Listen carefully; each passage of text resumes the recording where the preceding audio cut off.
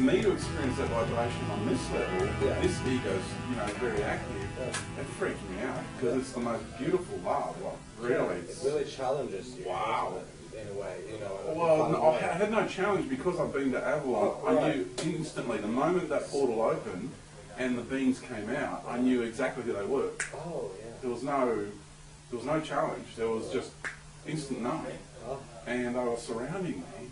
And they said, there was 3 of them, and they said, just remember this vibration of love. And then when Cynthia turned up, that's the love that I experienced.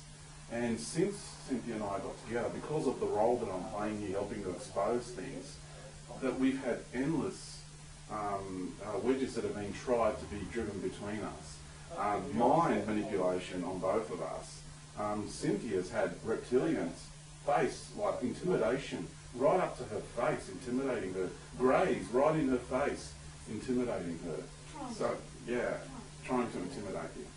So what we've experienced as a couple has been really, really intense. Yeah, and she's so brave. Yeah, to have all that intimidation going on, because this path that I'm walking, not anybody could take this path with me. Yeah, and so every time we were going through these experiences, and they were trying to get inside my head, what I kept doing was referring back into my heart and referring back into the vibration, and not letting them manipulate my mind and trying to make me become paranoid about Cynthia or try to turn me against her, because they worked diligently. It was an onslaught. Yeah, when we first got together for the first 6 months. Yeah, because the two, the uniting of the masculine and feminine is, in the material reality as well, is very, very frightening, because your power increases, twofold. It doesn't just increase 1 and 1 plus. Oh, Kerry, I can't do this without her. Yeah. That's the reality. Yeah. I got as complete as I can as an individual male, even into my androgynous consciousness of I am, okay? But to take this further, for me to reach even further aspects of self, I needed to interact with my twin flame, with my true love. And she's my rock. So, behind every man is a great woman. And that's the truth. That's reality. And behind every great woman is a man. Hi, I'm Carrie Cassidy from Project Camelot, and we are here in Glastonbury, England. And I'm very happy because I ran into George Kavassilas on the street in Glastonbury a couple days ago. Yeah. And it's amazing because we were able to schedule an interview completely off the cuff. And then what happened was we ended up emailing each other. I was emailing you actually at like 2:30 in the morning because I was working on my website last night, and I was thinking, oh my God, I haven't talked to you, but I'd sent you a text and didn't hear back. We were trying to schedule, and he emailed me the exact same time, and it was just like a trip. You figure everyone else is asleep, when you're awake in the middle of the night, and so the synchronicity was really amazing. And then on top of it, we went to the tour today, Tommy and I and a whole group of people, and on the way back we were rushing back to make the interview, and you guys drove up exactly at the right moment. At the same time. It was like, I swear, and I thought it was hallucinating. The timing was so perfect. Yeah. So I don't know what's going on, George, but we have very good timing, you and I. Yeah, we do. So that's always a good sign. Yeah. It means you're in the flow, right? Yeah, we're certainly in the flow. People are really resonating with your message at this time, and what I like about you is that you're very down to earth, even though you're talking about, you know, some pretty out there things from the point of view of some people. Yeah. And yet you're able to kind of combine them and go through the different levels and not get stuck in any particular place. And so that's great. And at the same time, you're also very honest. It seems to me. Have to be honest real with yourself, Yeah. as well as with you know, with what's going on out there in ways that, you know, you're not like, oh, everything's beautiful, everything's perfect, and let's just like la-di-da. Yeah. You know, you get down to it. So let's go. Let's kind of start at the beginning. What I'd like you to do is talk about. I don't know. Maybe briefly your childhood, some of your interactions with various races, whatever was going on back then, and then we'll sort of ramp it up from there. Okay. Well, as far as I can remember back in my childhood, it goes back to about the age of 5. Now, I know I had experiences before then, prior to that, but my memory only goes as far back as this one particular experience, and I've had many since. And I found it really difficult to stay awake in class at school throughout my schooling life, because I was going on journeys at night and then being put back, and then trying to stay awake during the day in class was so difficult for me. And another thing I found difficult was actually to remember things in class, because when you get taken on a journey, you're not only going through a physical recalibration of this level of reality, because every time you get taken into a ship or you get taken to another world, for example, the realities vibrate differently. And so your molecules are vibrating a different rate. And so when we get put back, we actually go through a physical process of recalibrating our physical bodies to this reality. And it takes time, and actually, depending on which reality you went to, like for Mars, when I came back from Mars, it took me a week to get over that, because I went there and I was raw on the planet, and the vibration of the planet really affected me greatly. So I didn't like the vibration of Mars, even though, you know, I love everything. I didn't like the vibration of Mars, of what it's become and what it is as a being. He's a broken warrior, and the consciousness of the planet is still going through a great transition. It's not there yet, but it's other realities, even ones that are really euphoric. You come back, and then it's like the readjustment from a euphoric vibration state of being back to this one is challenging as well. So that's what I found very difficult throughout my childhood. Yeah, that readjustment. Yeah. So, but you were also being sort of abducted by Greys at certain points in your development, and do you want to talk about that a little? Yeah, there's a lot I can say about that. I'll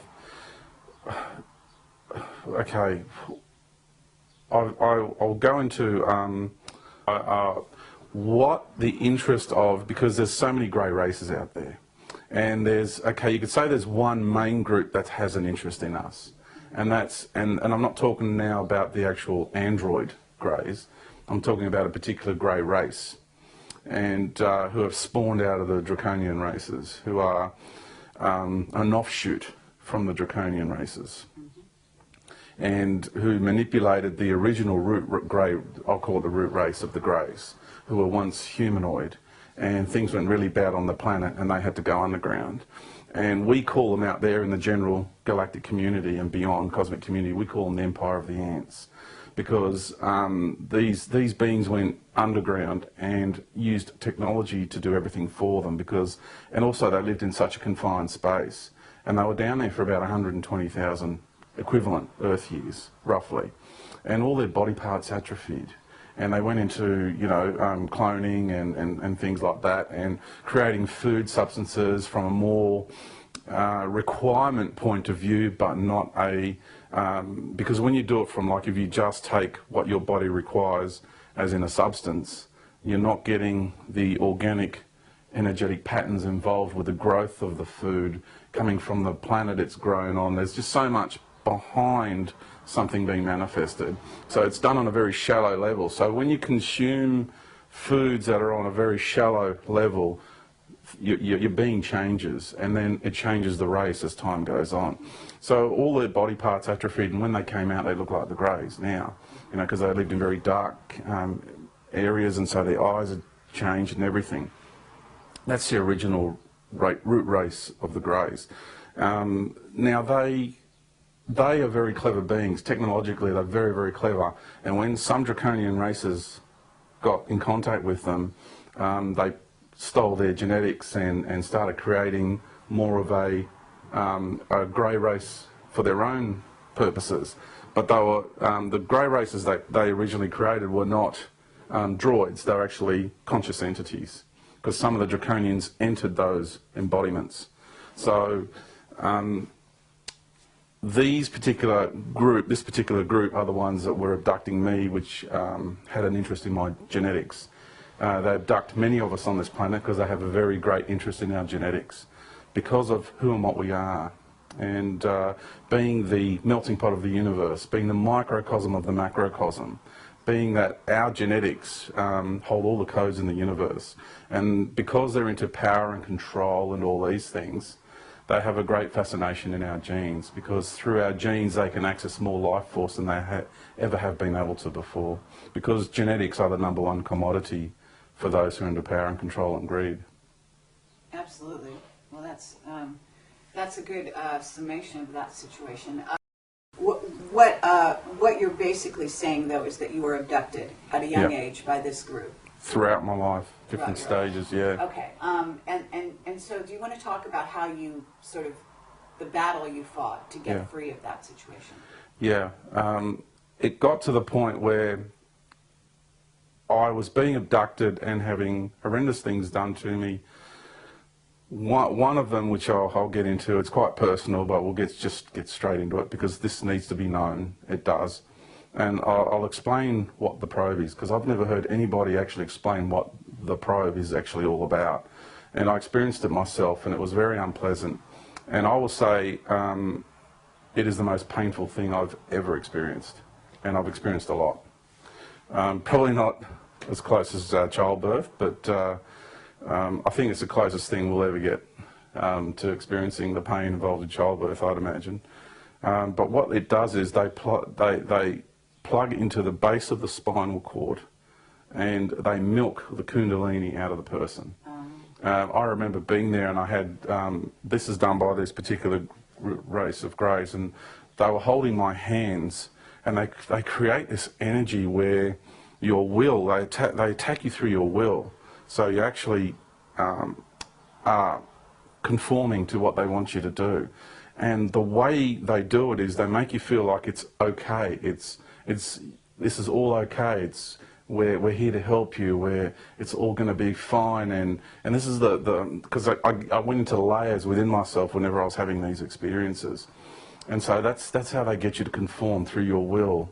And I remember holding their hands on either side of me, and when they turned this device on, I instantly crushed. I still remember their hands crushing as from the pain that I experienced, and I blanked out soon after that. The pain was horrendous, and I've never experienced anything like that as far as pain levels go. Okay. And that's what that device is all about. I understand. Yeah. So at this time you're going through this experience, right? I guess periodically, how old are you?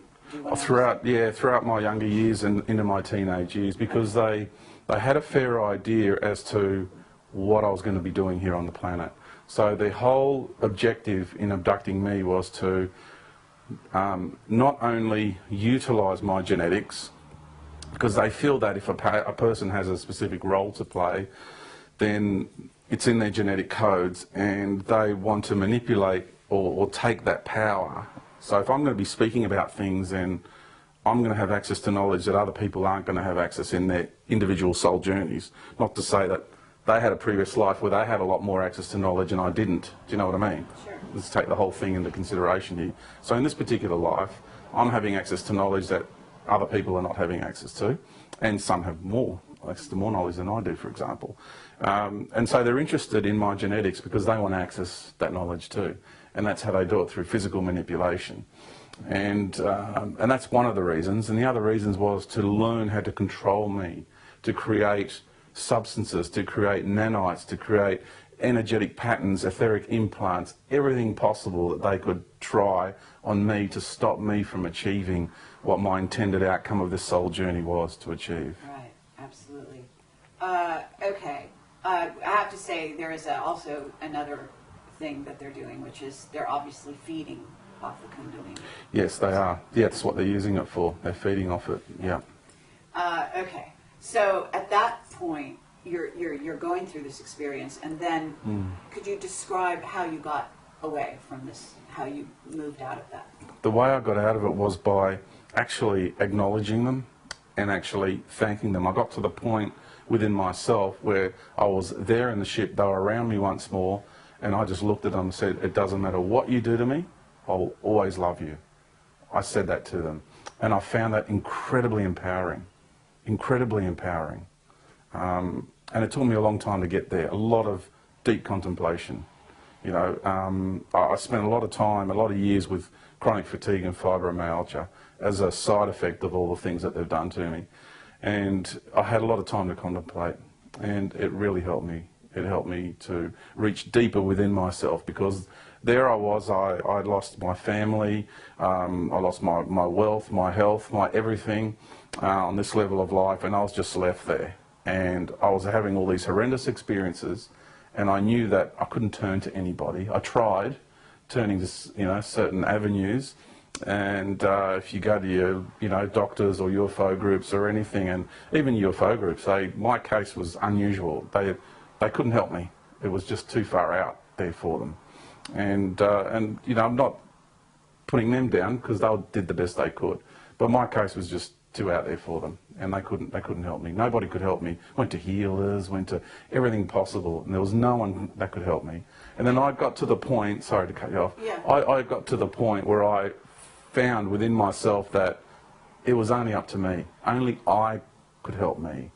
So I got deep enough within myself to re-empower myself from within. Okay, I understand, but how old were you at this time? When I got to this really good knowing, it wasn't that long ago. I'd say it was in the last about 6 years ago. Oh, really? When I really started getting to that level of wisdom within myself and empowerment within myself. Wow. Even up until 6 years ago, I was in a really dark place within my life. Okay. Yeah. When you say you lost your family, I mean, how did you lose your family? What I ended up having circumstances that kind of manifested around this situation. Yeah. The reason I ask is, not to probe into your background. Oh no, that's all right. You can ask me anything, Kerry. Yeah, I don't want to pry, but at the same time, I think that people would find it valuable, people that have gone through some similar things. Yeah. I know that, for example, Ashiana Dean herself went through some pretty desperate situations in regard to abduction experiences when she was young. Yeah. And I know that I went through some things when I was young. Yeah. And I'm just thinking that, so what were your physical circumstances? Was it that did you find working difficult, so that you were unable to support yourself, or what was this circumstance that happened?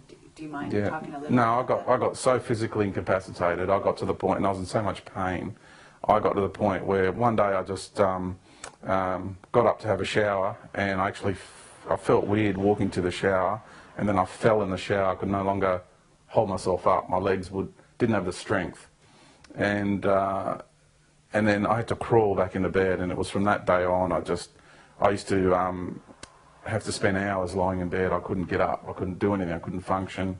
The pain in my body was so great. My body was totally full of lactic acid all the time. My adrenals were in overload. I used to basically scream in agony, crawling on my hands and knees to get to the toilet. It was so painful because my muscles were so tight, and I would have so much pressure on all my joints. It was very, very painful. Yeah, and then unfortunately my wife at the time did not understand what was happening to me, and we ended up having a divorce. We separated and had a divorce, and I had two young children at the time, and two boys who are now teenagers, and it was a very painful time in my life. So.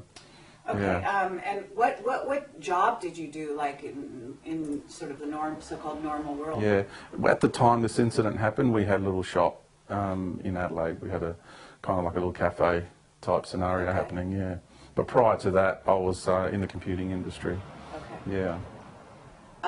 So you went through this experience. So how did you get, because, you know, you're in sort of a great place at the moment, Yeah. it seems to me. Yeah. And so how did you get from there to here? Like, Yeah. how did that trajectory happen? Jeez, good questions. Really good questions. Okay. I kept... all of a sudden I got this awareness in the matrix. All of a sudden I started to realise, why am I having all these experiences? Why did I have all these experiences?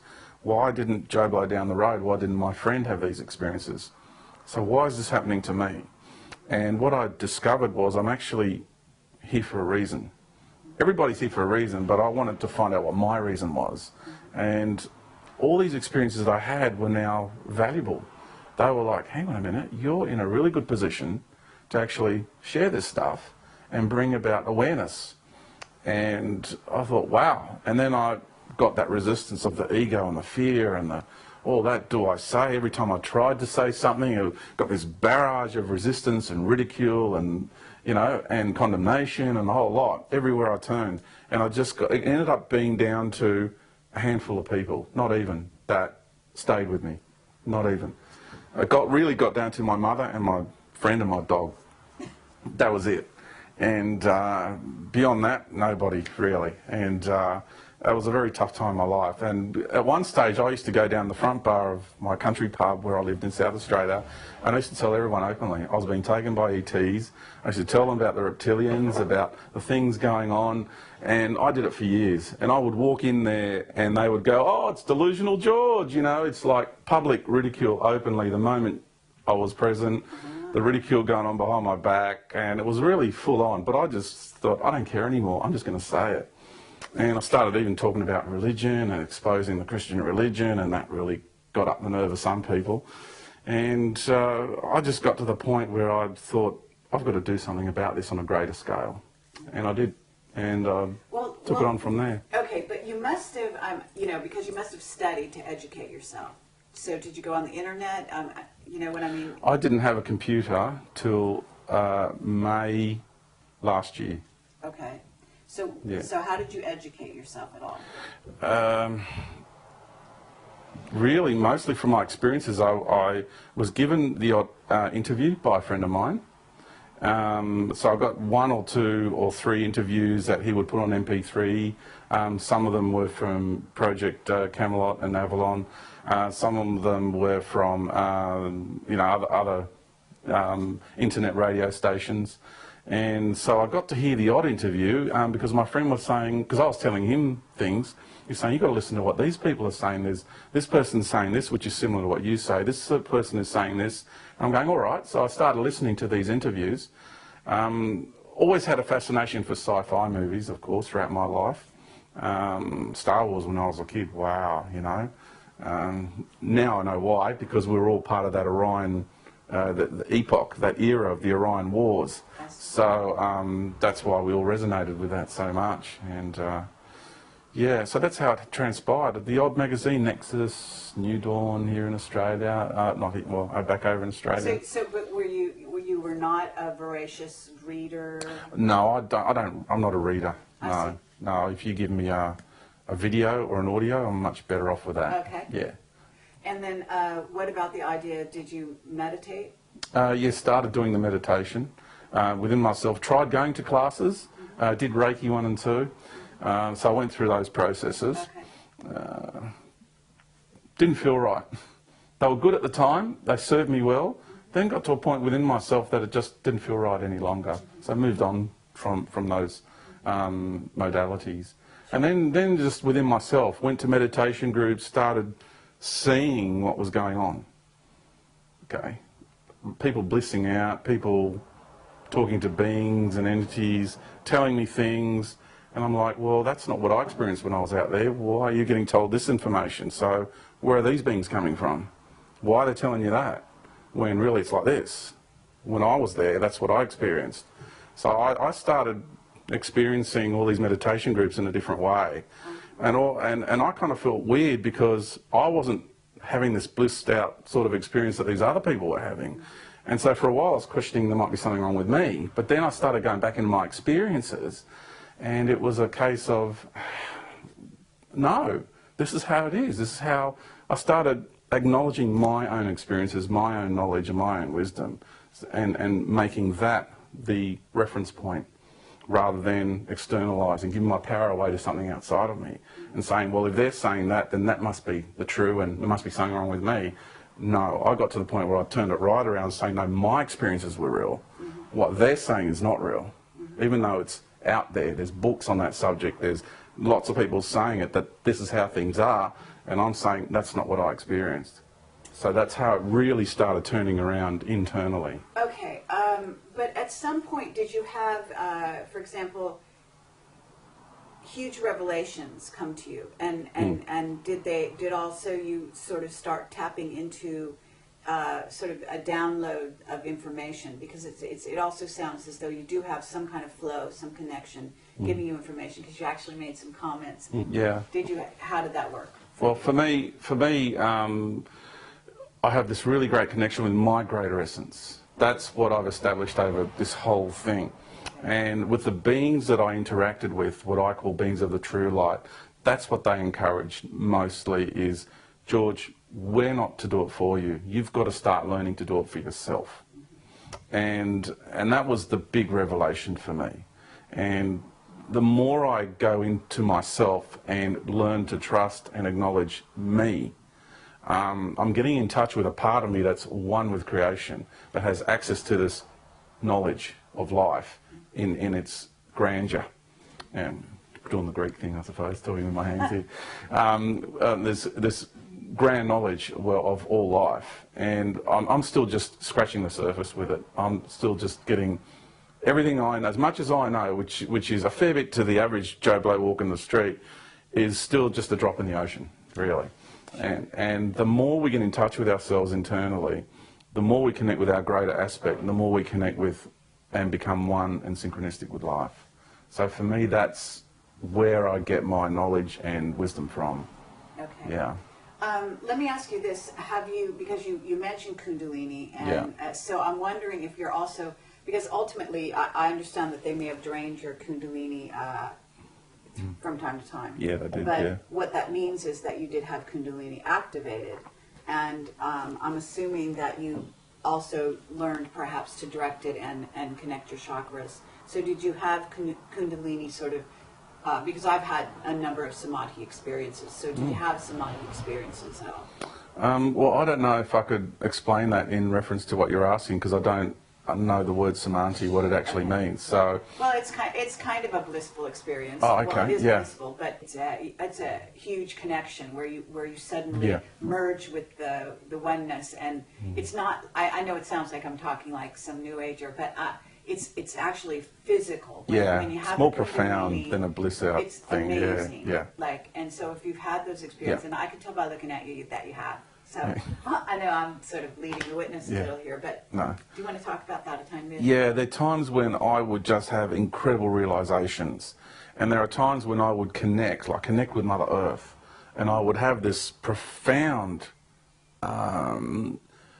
it's not euphoria, it's like this, and it's not bliss in the way we know it. It's so powerful, yet so graceful, yet so still, yet so peaceful, yet the power of it is immeasurable, you can't use words really ultimately describe what you experience in that moment. And I've had many of those moments, connecting with the sun, connecting with the galaxy, understanding who these beings are, understanding their sacrifice, especially Mother Earth.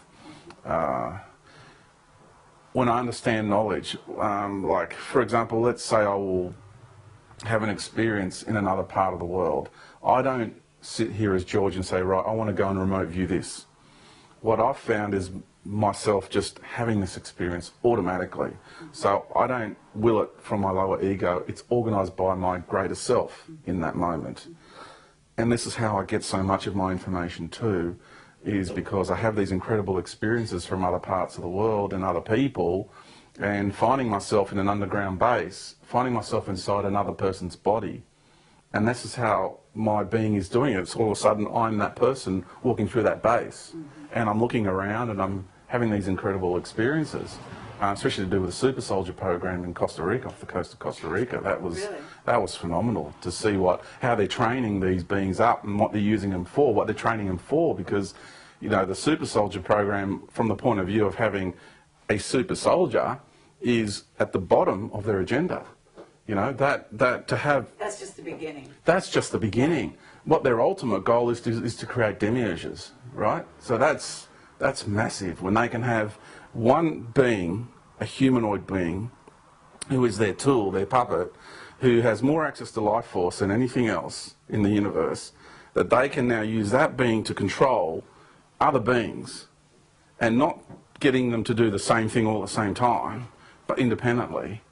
That is gold for them. Yeah. That's their ultimate goal. Right. You talked about Costa Rica just briefly there, and I get that in, you know, your capacity with what you're able to do, there's a fluidity there, and so knowledge becomes it's also that it comes in easily, you know, goes out easily, comes in easily. You've got that flow happening. Flow, yeah. And so.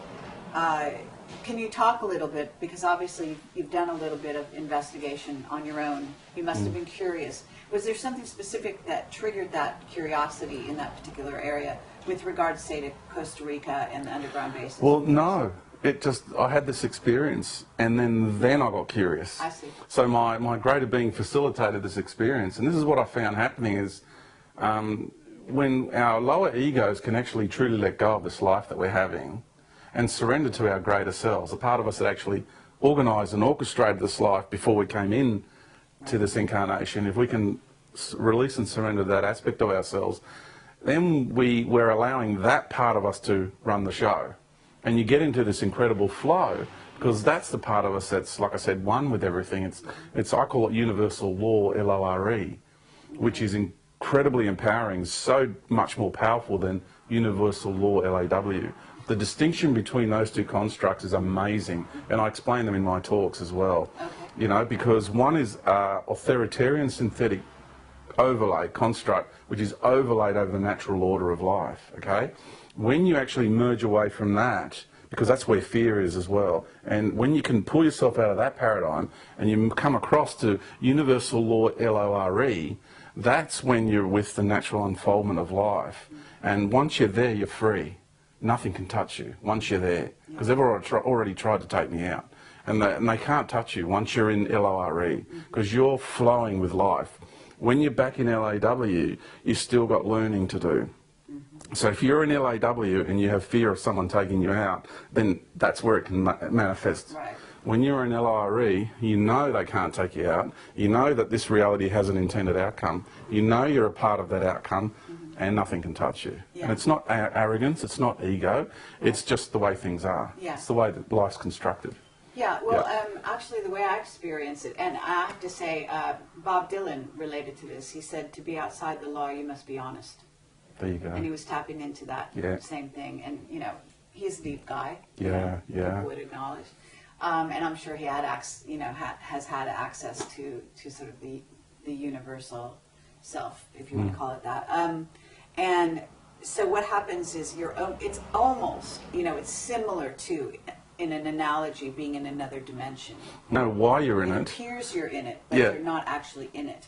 It's, you know, in it, but not of it. Well, a part of you's in it. Of it, but not. But the rest of you, you start getting in contact with the rest of you that's spanning dimensions. And when I do my explanations, I actually explain how we're all actually universes outside this universe, and I explain about life beyond God, the creator of this universe, okay? Because when you connect with the creator of this universe, it'll be the first being that will tell you that you actually exist infinitely beyond it does on this level of life. You know, so all these other gods that are claiming to be the creators of all things are actually demiurges inside this universe.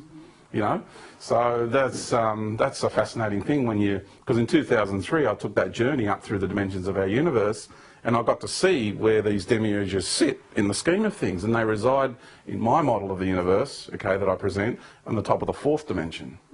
Because the energetic patterns between the fourth and the fifth are massively different. There's a massive void.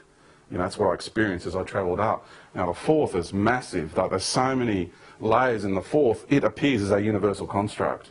right? So you've got all these demiurges at the top, and then assimilated into these paradigms that they've created over eons and eons of time. You've got thousands of ET races, and they look up in that paradigm and they see angelical hierarchies and ascended masters and spiritual hierarchies, the whole thing, and then you've got this Godhead at the top, playing God to that whole paradigm. And this is what I warn people about these false paradigms. But well, I think, you know, and that's what people are. What I call it is the matrix outside the matrix. Yeah, yeah. So in essence, it's another matrix. I call it the cosmic matrix. Yeah. Because we not only have the earthly matrix, we also have the cosmic matrix. Yeah, and I think, you know, there are a few people who have tapped into that. I'm glad to hear you have. I know that, you know, some people talk about the dimensions, but I think that they don't. James from the Wingmakers has referred to this. So, you know, I think it's good stuff because this is also where we're going as a planet. We're actually moving through this, and so we're in my view, to some degree, a perilous place at this time. Okay, this fourth dimensional place that is inhabited by all the different ET races and disincarnate beings and so on and so forth. What I'd like to talk about, though, is just to get back to the original question. We are actually at the part where we're talking about sort of the super soldier thing. And, sure. And so there must be a reason why you're addressing it, but also why you were guided to look at it. Yeah. And so can you talk about what you saw? Yeah, I'd love to. Honestly, it was what I saw was amazing. I even saw elite athletes, right? Elite athletes being taken to the space, and they go into this space and they find out how they can improve their physical skills. So there are a chosen few elite athletes who play ball with the greater authorities, the powers that were, right? And they get, because they're playing ball with them, they are then given, you know, special invitation to come to these bases and learn how they can better themselves in their field and become elite athletes. Right.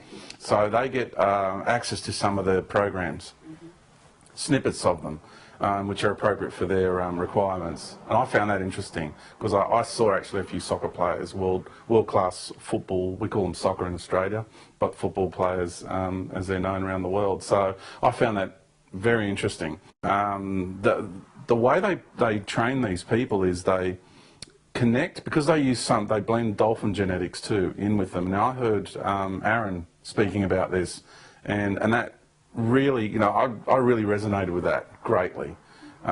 He's a great guy. I really, you know, that is one man who's very courageous as far as I'm concerned. We're all doing it tough. He's doing it tough, you know. And I just have a lot of respect for people who just got the courage to come out and say things how they've experienced it. I think it's wonderful.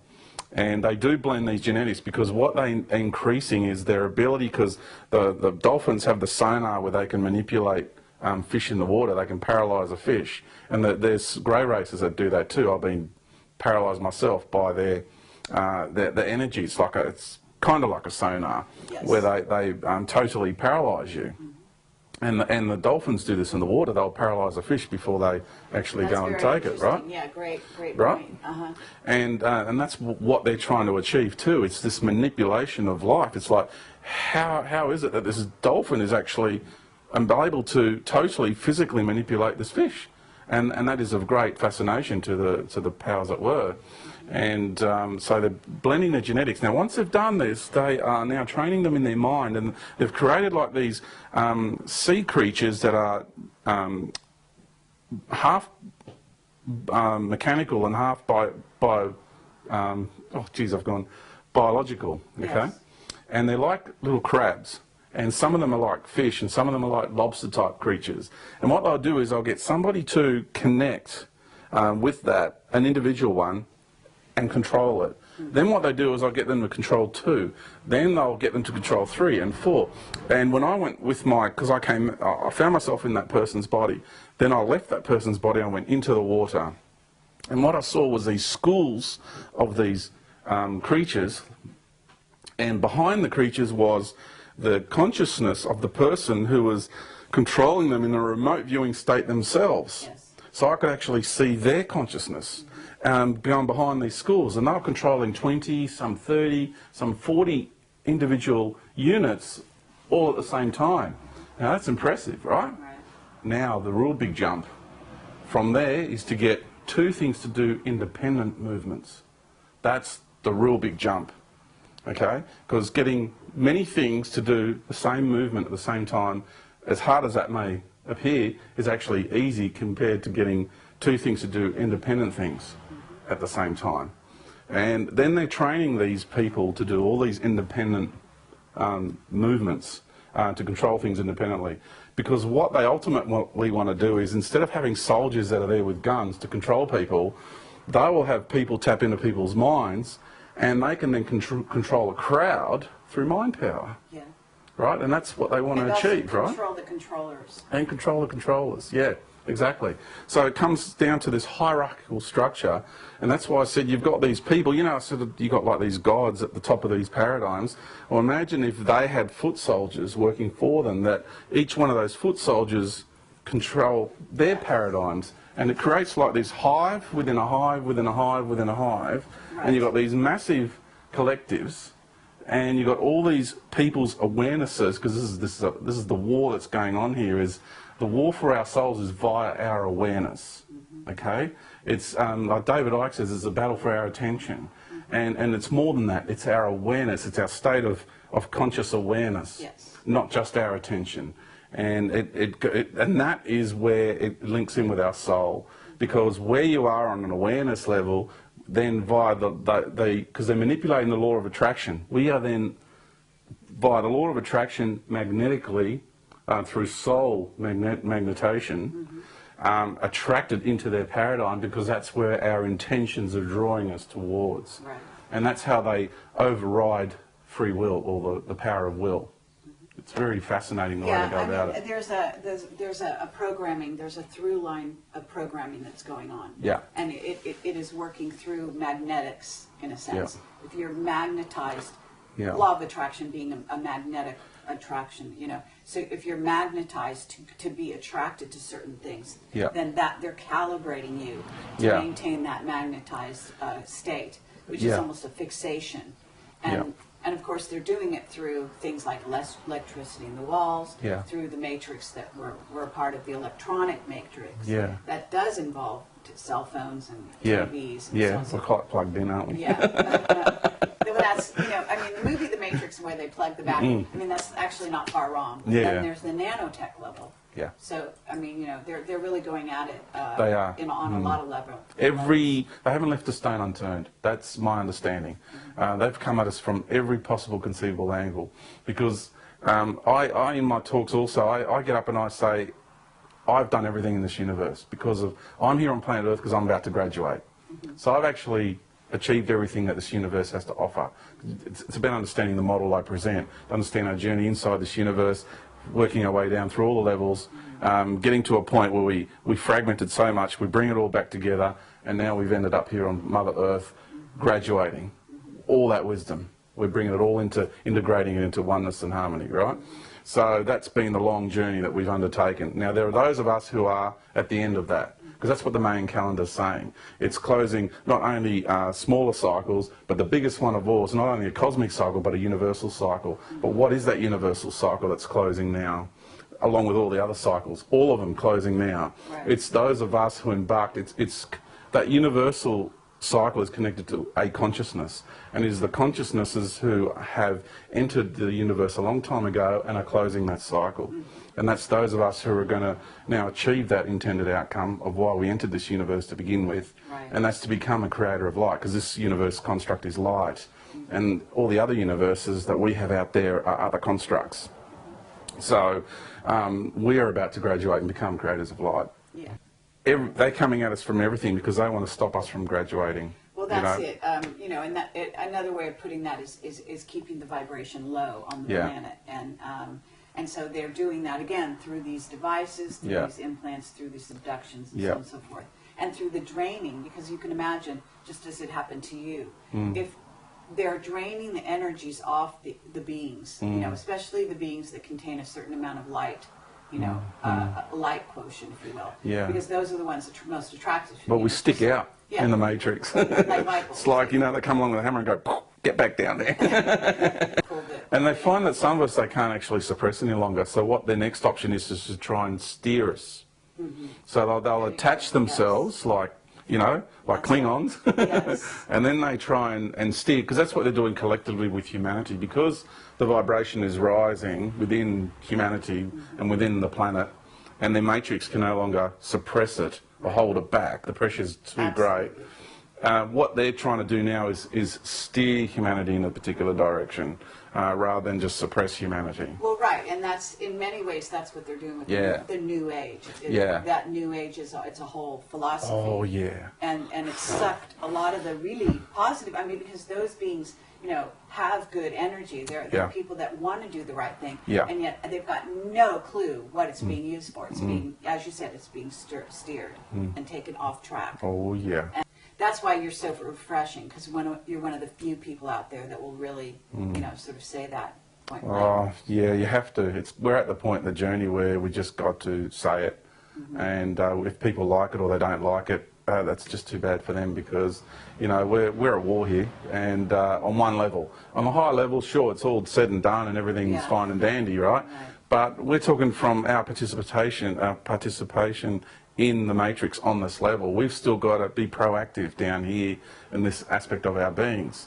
We're here for a reason, you know? Yeah. So, yeah, we've got to take our responsibility, as you have, incredibly, and as I'm beginning to do now, and we've got to say it how it is. We can't hold back anymore. So, you know, I'm doing a talk here at the end of this week on Friday night, and I've got things to say about the moon, and this place is full of moon worshippers. Yes. Okay, so who and what's the moon? Who built the moon? I know who built the moon. I know why it's there. It's the ball and chain around the feminine. It's not, you know, the moon is not the goddess, as so many here believe. Well, this is, and that's exactly some of the problem that we've got going on is how people get fixated on symbols, and they think the symbols are the thing. Yeah, that's when right. In fact, the symbol is not the thing. It's the door to the thing. Yeah. And you need to go through it in order to get to whatever it is, you know. But it's a fascinating process that's going on here, and I've been sort of grappling with some other people in that regard right now, because you know, they're out there on the circuit talking and using big words, and people are dazzled by these things. That's it. Yeah, the bedazzlement. That's a big one. Yeah. That's why people find me difficult, because I'm so raw. I say to people, just call me Shrek, you know, because I'm the ogre who's got to get out there and just tell it how it is, you know. And I'm not interested in all the fluff and you know, pimping it up and fluffing it up. And you know, we've got to keep it real, because the others are going to do all that because they need to sell it. Right. We're just going to, you know, because I'm a sword carrier. Okay, and that's one of the reasons I'm here. You know, like we talked about, mending that bridge through time. Yes. I'm have that innate knowing as to you know, what the sword represents, you know. And when you carry that sword, and when you wield that sword, which is what you do, you're a sword carrier. When we use it and we wield it, a sword hurts, you know, unless because you know, a sword is wisdom, it's truth. And when we speak that real truth, it cuts through the lies and the illusion of the matrix. Absolutely. And that's why the old saying, the truth hurts. And it does for anybody. When we speak this logos, that's what the Word of God is. It's the vibrational pattern, the original blueprint and the vibrational pattern of life, of the construct of life in this universe.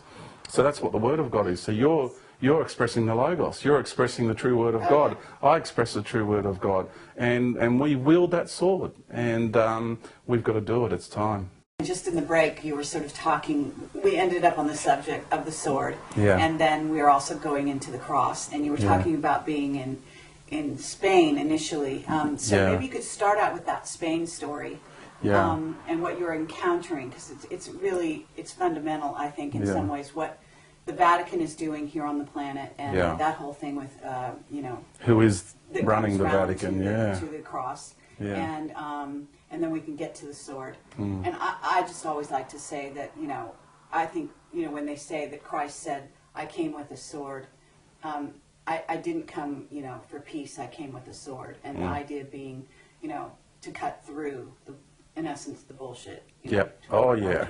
Oh, yeah. And a lot of people don't understand that. And the sword metaphor, even to go into that, because you were talking about that before, was is the idea that it's a double-edged kind of thing. Yes. And this is, gets into the middle path and being Yes. able to actually, to see the light and to use the light. So it is a lightsaber in a sense. Yes. Fantastic people in Spain, had 2 incredible events there, and really enjoyed myself. The second event that I did there was a more individual event. The first one was to do with a Science and Spirituality Symposium. Great speakers, something going on in Spain. I feel that because it was the birthplace of the Inquisition, I've been there twice since the beginning of the year, and there's many people that are gathering there, and I feel that the actual matrix of the Inquisition is now dismantling. It's being deconstructed, because I know I went there and played my role in that, and I feel that other people are going there and playing their roles in that as well. So it's a good feeling. It is. Now, I found it fascinating that night that the moment I started talking about religion and I started talking about what communion is and explaining to people what communion actually is, because it is literally a flesh and blood ritual, because the modern day priesthoods are no different to the ancient priesthoods who used to do their blood sacrifice and rituals in the church. And so in the modern day priesthood, you have the flesh being the bread, you have the blood being the wine, and it's disguised really cleverly. It's become more sophisticated, but at the end of the day, it's a flesh and blood ritual. We don't need to perform a flesh and blood ritual to actually integrate with the Christ. We already have the Christ consciousness within. So why are people performing these flesh and blood rituals on a regular basis all around the world? And who do they serve? Who are they connecting with really when they perform these flesh and blood rituals, when they get down on their knees in a subservient manner, begging for mercy like some subservient slaves? So the Vatican is not run by anything from the true light. The Vatican is actually run by the Antichrist. We are in a dualistic realm. So if there's somebody that's claiming to be God, then obviously that is not the true God. If there's going to be a being that's going to claim to be Christ, then obviously that's going to be the Antichrist. The Christ of the Church is not the true Christ.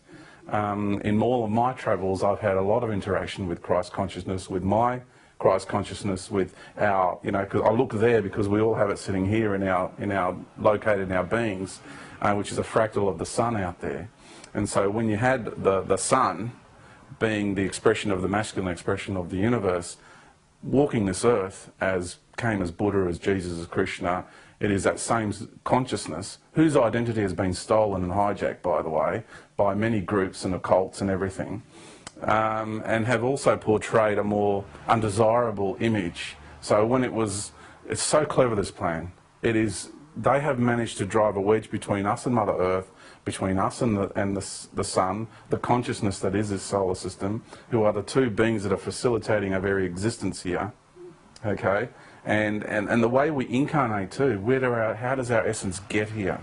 To understand that flow, to understand that our essence is, I know I've diverted a bit, but it'll come back to the crucifix and everything. But our essence comes in through the core of the galaxy. We merge with the consciousness that is this galaxy. If we're going to incarnate into a realm, we merge and we become one with the consciousness that is that realm. We need to calibrate our essence with the vibrational patterns of that realm, that reality, that paradigm.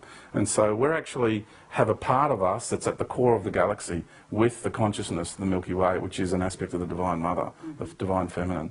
And then our essence flowed down these rivers of life, like the spiral arms of the galaxy, and then our essence went into the core of the sun. We became one with the core of the sun. We still have a part of ourselves there, because our consciousness needed to step down again and come to the core of the earth. And then we became one with Mother Earth. This is how I understand my construct to be, and many on this planet. So it's not the same for all, because there's walk-ins, there's all sorts of different soul journeys happening here. And then we became one with Mother Earth, because we needed to calibrate ourselves not only with the solar system, but now the planetary realm and reality. And so I have a part of me that's still at the core of Mother Earth. I have a part of me that's at the core of the sun. We really are in one level, children of the sun on one level, on one way of looking at it. But these are the beings that have facilitated this experience for us all. And they've managed to drive a wedge between us and Mother Earth and a wedge between us and the sun by saying that these beings that came from a very long time ago tried sharing the knowledge with us. And what they do is they then take the identity of these beings, create religions and religious structures out of them, and then make them undesirable. So down the track, when we look at that, we think the sun is no good, you see? And they create a divide. They cut us off from the natural river of life that brought us here in the first place, that umbilical cord. Because if you look at the galactic alignment with 2012 and everything that's happening, the energy is coming from the centre of the galaxy. It's coming to the core of the sun and then into the core of the earth. If you look at that natural flow of things, how it actually came, and we all came to be here, it's amazing. And of course you don't go back up that. You don't birth back up the umbilical cord. I'm going to stay with Mother Earth and birth through the womb of the mother into this new created way of life. And so what's the crucifix all about, for example?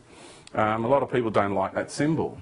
So isn't it clever how they've turned so many people away from that symbol? It's now an undesirable symbol for so many. And it's the sword. The crucifix in the mound, okay, the crucifix in the mound is no different to Excalibur in the stone. It's the same thing. And because when the real Jesus, his source, whatever label you want to give that, but it's really the solar consciousness, when he was nailed to that cross, and for me he was literally nailed to the cross, for me he died a man. That's my understanding of what transpired. Maybe different to other people, but that's okay, you know, this is just my understanding of it. He died a man, and the reason he did that, his sacrifice was so much greater than anyone's being led to believe. And an even greater sacrifice than that is the divine feminine. So not only was the true solar consciousness's sacrifice much greater, whether you want to call it Jesus, the Christ, his source, whatever label you want to give it, was so much greater than what we're being led to believe. But then the real hidden truth is that the divine feminine sacrifice was even greater than his. Well, you know? yeah, I would actually say that in a sense, the earth herself is the divine feminine. Yes, exactly. And she actually, her sacrifice is what she's doing every day for us. Exactly. And actually, it's time. And I was talking about this last night. It's one of those synchronicities. Yeah. Sorry, I'm just having a moment here. No, it's great. In which sacrifice, Yeah. I was objecting to this Yeah. whole idea of sacrifice, because the blood sacrifice and what's Yeah. going on with the planet at this time is we're done. Yep. We are done with sacrifice. We are done on with this level. sacrifice. Totally agree with you. And we do not need any blood sacrifices. Nope. We don't need any symbolic, you know, whether it be, you know, eating the body of Christ, drinking the blood, and all this kind of nonsense. It's just enough already. You know, the rivers of blood have flowed on this earth. Yes. And so these symbolic representations that are happening around the planet, Yeah. this needs to change. And I love hearing you talk about that. Yeah, because the sacrifice that Jesus made, if you just use that label because everyone's familiar with that, okay, is that his death heralded the descent, the Dark Ages. Okay, it didn't happen the day after, but it heralded it in a big way, because Mary Magdalene, being his twin flame, being the walking incarnation of Mother Earth herself, and that her and her 12 apostles, or shall I say high priestesses, which do not get mentioned at all, which did exist, right? Because I know they existed. I don't care what anyone says. I know they existed. And they're the ones that went around and did the majority of the healings, by the way. It wasn't the male energy that did that. They're the ones that did all the baptizing, by the way. It is only the feminine energy that can grant anybody here in this realm access to the sacred waters, right? Hence, Excalibur being extracted from the Lady of the Lake, and once it was done with that knowledge, the sword representing that knowledge and the wisdom, access to the high knowledge, was returned to the Lady of the Lake. Okay? Yes. This is the hidden truth behind all of this. And I know, you know, you just gave me a smile there, so you're feeling it too, and you probably already know this, Well, you know. we had a discussion actually about this today also, so there's a lot of synchronicities happening. Yeah. I just know my cameraman's really pleased with what you just Yeah. said. But anyway. And so his sacrifice was I want to say what his sacrifice was, because a lot of people don't quite get it. And it was far greater than what being led to believe, because in that moment, he, as the walking incarnation of the Son, relinquished his authority over this domain and allowed darkness and the forces of limitation to come in and maraud his wife, to ravage his wife. Think of any man that would step back, and him as the Son in full view of his wife as the earth, to step back and allow others to ravage his beloved. Now, I'm getting emotional now because I'm feeling it from the point of view of the Son. Because remember, we all have a part of ourselves there, all right? Go with it. Right? So when you are that being and you have to step back from your wife, your twin flame, your beloved, your other half of yourself, and allow her to be ravaged by darkness for a very long time, like the next level, because she was already being ravaged by darkness, but this was now taking it to the nth degree, to herald the beginning of the Dark Ages. And then you have her, which is, you know, the divine feminine, which her sacrifice was even greater than his sacrifice. She's the one that lived the sacrifice. She's the one that facilitated the sacrifice personally, right? Even though they're one being. We're talking about now the feminine expression. So now the sacrifice of the divine feminine was even greater than the sacrifice of the masculine. You know, and when people connect with the heart of the mother, when you go deeper than the layer of the Lady Gaia, the blue dragon personality of her earthly personality, right? Just like I've got George, my earthly personality, Kerry, your earthly personality. When we go deeper into ourselves in our greater essence, you hit the Christ Sophia core of Mother Earth. She's Christ the male, Christ the female, right? They're equal. And she is in there, and she will say to you, I'm all right. I'm safe. I'm okay. I'm a big girl. I can take care of myself. In there, she knows exactly what's going on, and she's really, at the moment, getting so close. Like, she's already giving us lots of warnings and lots of signs that, hey, I'm changing. And I hope I can wake people up before this change happens. And, of course, she knows everybody intimately. You know, we're all on her body. And there'll be people that wake up, and there'll be people that won't. But you know, that's part of the process. So I just want to say that the sacrifice of the feminine is far, far greater than the sacrifice of the masculine. And that's the forgotten truth. Yeah. Okay, thank you for that. Well, I agree. I have to say that to get back to this moment, though, because I think that there might be a little bit of people might misunderstand the idea of the Christ sacrifice being a standing back. What that is a movement into the higher dimensions and bringing the light down and facilitating the light to spread out and to dissipate around the globe. And then at this point, that light becomes beams, you know, embodied in each of us as well. Yeah, yeah. So No, it's a gift. In other words, his sacrifice is a gift to humanity. Oh, yeah. But once that happened, in essence, what the sad thing is, because in a sense, that should have ended all sacrifice, but it didn't. Okay. From that point on, people have been, you know, sacrificing themselves, you know, self-denial, like to the nth degree, you know, all kinds of crazy, sick rituals in that regard. Sure. And that continues today. Yeah, it does. What I was also sort of talking about last night was the idea that we don't do the earth any service by hiding our light. No, we don't, no. That sort of self-denial, the religious thing of, you know, cover yourself up and all this kind of nonsense. It's actually, no, that's not the service. The service to the planet is to show our light and to share our light. Yeah. And that's what we have to give, in fact. It's nice to be humble, but it's about balance now. If you're too humble, you're creating a positive imbalance, because it's all about balance now. We've got to rebalance the scales, and we've got to know how much of what energy to actually implement and express. And if you're going to be too humble and you're too withdrawn, and your light is not shining. So what we've got to start doing now is we need to now pat ourselves on the back. It's time for acknowledgement, because through this process we're actually reclaiming our sovereignty. That's right. And there's this really interesting notion being propagated throughout the New Age movement especially, and has been throughout religion, that anybody claims anything is egotistical, is arrogant and all that. Well, the first thing I want to say is those ascended masters claiming that they have the righteous path, they're the arrogant ones, all right?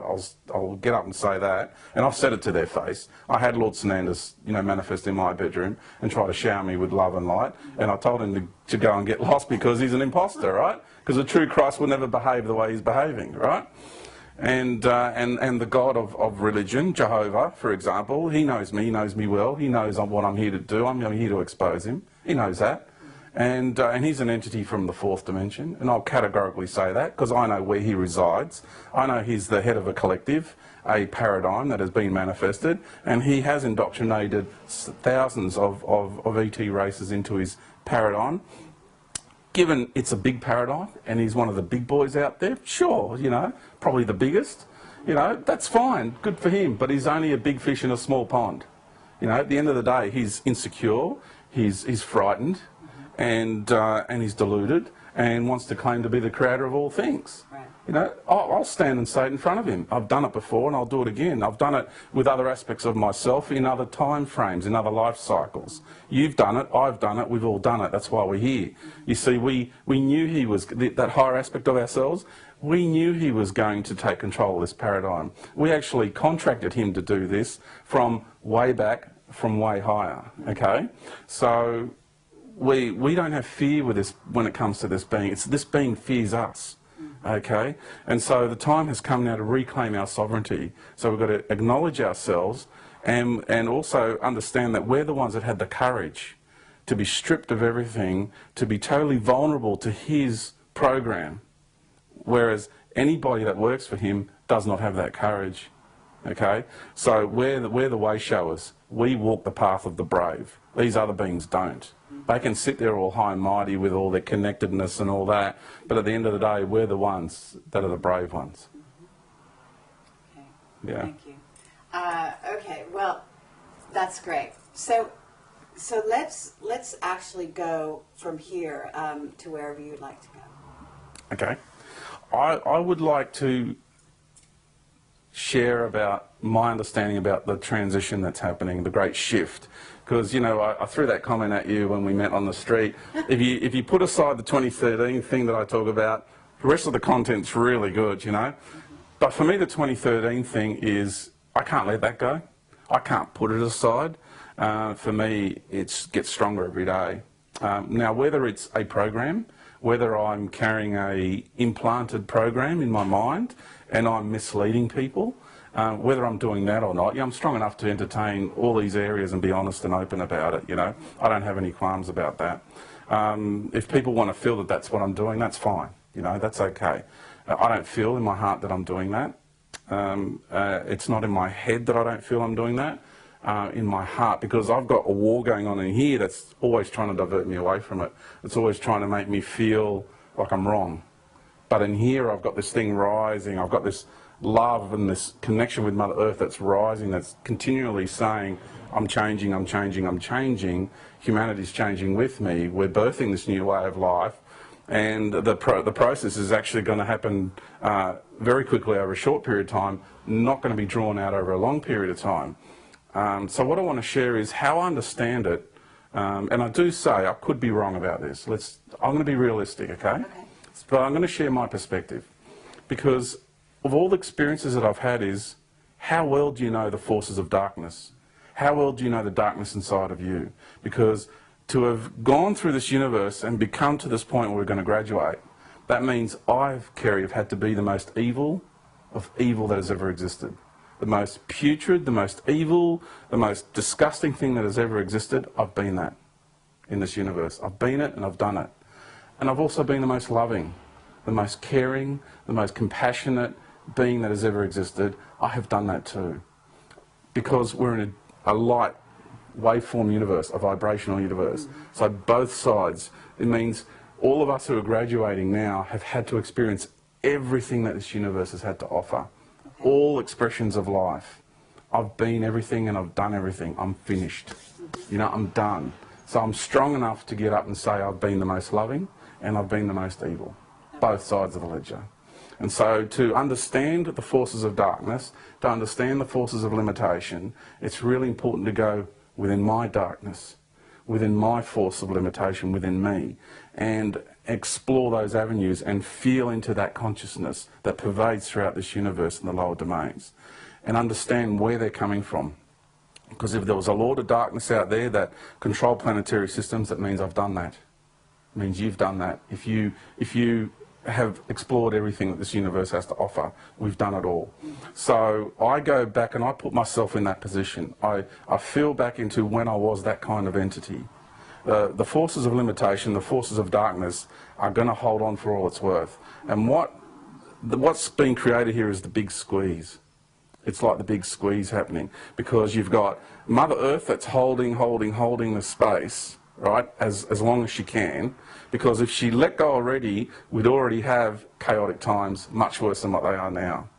So not only is this woman being tortured, but while she's being tortured, she's managing to hold the space for us still, to make the transition over a short period of time so there's less hurt, less chaos and less drama that we have to experience, rather than drawing it out over a long period of time. So she's given everything she's got to hold this space. And then you've got these other beings that are trying to hold on to their paradigm. So there's this big squeeze between the two energies because you've got this universal tsunami that's coming in at the moment, which is totally unstoppable. And entities like Jehovah or any forces of limitation, darkness, I think they could stop it. It's like a man standing on a beach thinking he can stop a 5-mile-high tsunami with his hands. It's just a joke. For any of these entities that think they're going to stop what's happening here is just deluded in itself because they haven't got the access or the capacity to feel into the magnitude of the energy that's pouring into this reality. Okay. And so when this lets go, it's gonna let go in a hurry. Because it'll get to the point where they just can't hold on to anymore, and then the whole thing will just go. And one being that I heard the other day called Bashar, right, I'm not into channeling, right? Oh, yes. Right, I'm not into channeling, but what he said about this was good, because it's like an elastic band, right? And he said, you pull it back, and then you let it go. So the deeper you delve into this limitation, into this darkness, when you let it go, the actual spring back is even greater and much harder and much faster. That I related to when he said that. I thought that was really brilliant. So for me, it's going to happen over a short period of time and it's going to be really intense. And I also ask people to entertain or contemplate this concept. How are we as beings going to walk around in a very beautiful, loving state, yet have a physical environment around us that's totally barbaric? You know, how is Mother Nature going to transform as well? Because out there everything's killing everything in order to survive. So that's a contradiction. You can't have, because everyone just focuses on the human race. You've actually got to take the natural environment and, you know, that's facilitating our existence here into consideration as well. So how do they expect that to transform? How's it going to happen? You know, so people need to start being realistic and broadening their awareness and start asking these bigger questions. And so the whole vibrational pattern, if you can feel into it in your meditations or, you know, I urge you to do this, you know, feel into the realm of Mother Nature, feel into the crust, you know, and then go into her core as the sun, because she's a star, she's a sun in the core, she's molten crystal at the core, not iron, okay, as people would have you believe. It's liquid crystal. And she's actually going to, like a snake shedding its skin in order to be reborn, she needs to let go of the crust, which is holding her down. That's her lower ego. So for her to become a body of light, that has to go. So all of life on the crust has to go. And so therefore the crust needs to go, the natural kingdom needs to go, because that needs to metamorphosize into a state of being. Because when I connect with the natural kingdom, I'm seeing battles that are going on. Trees are sorting out who's going through, who's not. The ant kingdom, you know, ant colonies are sorting out who's going through and who's not. Lions are sorting themselves out. Everything out there is sorting out who's going to ascend with Mother Earth and who's not. Just as we are, they are too. And so there's as much grander process at hand that people seem to be not considering, not you know, bringing into their contemplations. And this is how I understand the process from all these greater angles, you know. Yes, I appreciate that. Well, I think that in many ways you could also say that it is, this shift that we're going through. Actually, I mean, I think it's already started. Yeah, it has. It has already started. Yeah, yeah. And I agree with you. I think a snake shedding its skin is a good example. But the difference is, in a sense, that, I mean, some people would say there's actually two Earths happening here. One Earth is ascending, and one Earth is either staying the same place or even descending. And I think that may be kind of what you're perceiving. But how it manifests, this is the big question mark. And I think us as humans, even as aware as you become in connecting with your higher self, this dynamic, because we're talking on a universal scale. We're talking in the Milky Way, because it's not just happening also to planet Earth. It's actually happening to the solar system. Yes, it is. The sun is changing his expression. He no longer needs to be the man he was. Yeah, he's totally changing. These planetary bodies are changing. Yeah. So for us to be able to stand back and visualize all of that dynamic, I think is very difficult. I don't even know if it's possible at this juncture in these bodies. And that can also be a protective gesture, because we actually have to sort of focus here. So we can't bring in our complete God self down here on the planet. It's just we obliterate this whatever you want to call it. I'd say to people, if I was totally clean, I'd be shining a great light. Nobody is totally clean. It's impossible. This part of ourselves that's here needs a certain amount of limitation to even exist. As a construct. Okay. And you can see it as a point of view. So it's a point in which you've chosen to view the situation. And you actually have multiple incarnations, and they're actually, we're not aware of it at the moment, but they're simultaneously existing. So that as you pull it together, those are points that you're pulling together into one. Yeah, I'd like to get into timelines with that. Going down a pretty complex area, and I understand, I appreciate that that your ego allows you to say that this is my perception, and it may not be how it is. It may not come to pass, and if it doesn't. And I think that one thing, there's also an issue with talking about the future. And how that affects other beings. Okay, sure. There's a responsibility there, and I'm as Camelot, I'm very aware of that. So whereas we're going to talk about this, we're going to sort of kick it around and so on and so forth. What people take away is what they need. They need to listen within and go with what resonates. Okay, because that's where it's really at. In fact, that's where it's at with this time. It is. And so on. So we can go down there. But anyway. I actually say to people in my talks, I honour all soul journeys, and I know that with the outcome that is in the process of being achieved here, that we all need to follow our soul path, and if it's someone's soul path to get into a Galactic Federation ship, then that's great for them, but it's not great for me. And where I'm going is not great for them, because it's not time for them to go where I'm going, whatever. So I say to people, look, there'll be times I speak in the affirmative, but that's because I'm speaking from my truth, so I just want to make that point clear. So I'm not here to tell anybody what to do, because I have no right to do that. Whenever I speak from this affirmative, it is coming from my little angle of truth in the universe, if you want to put it that way.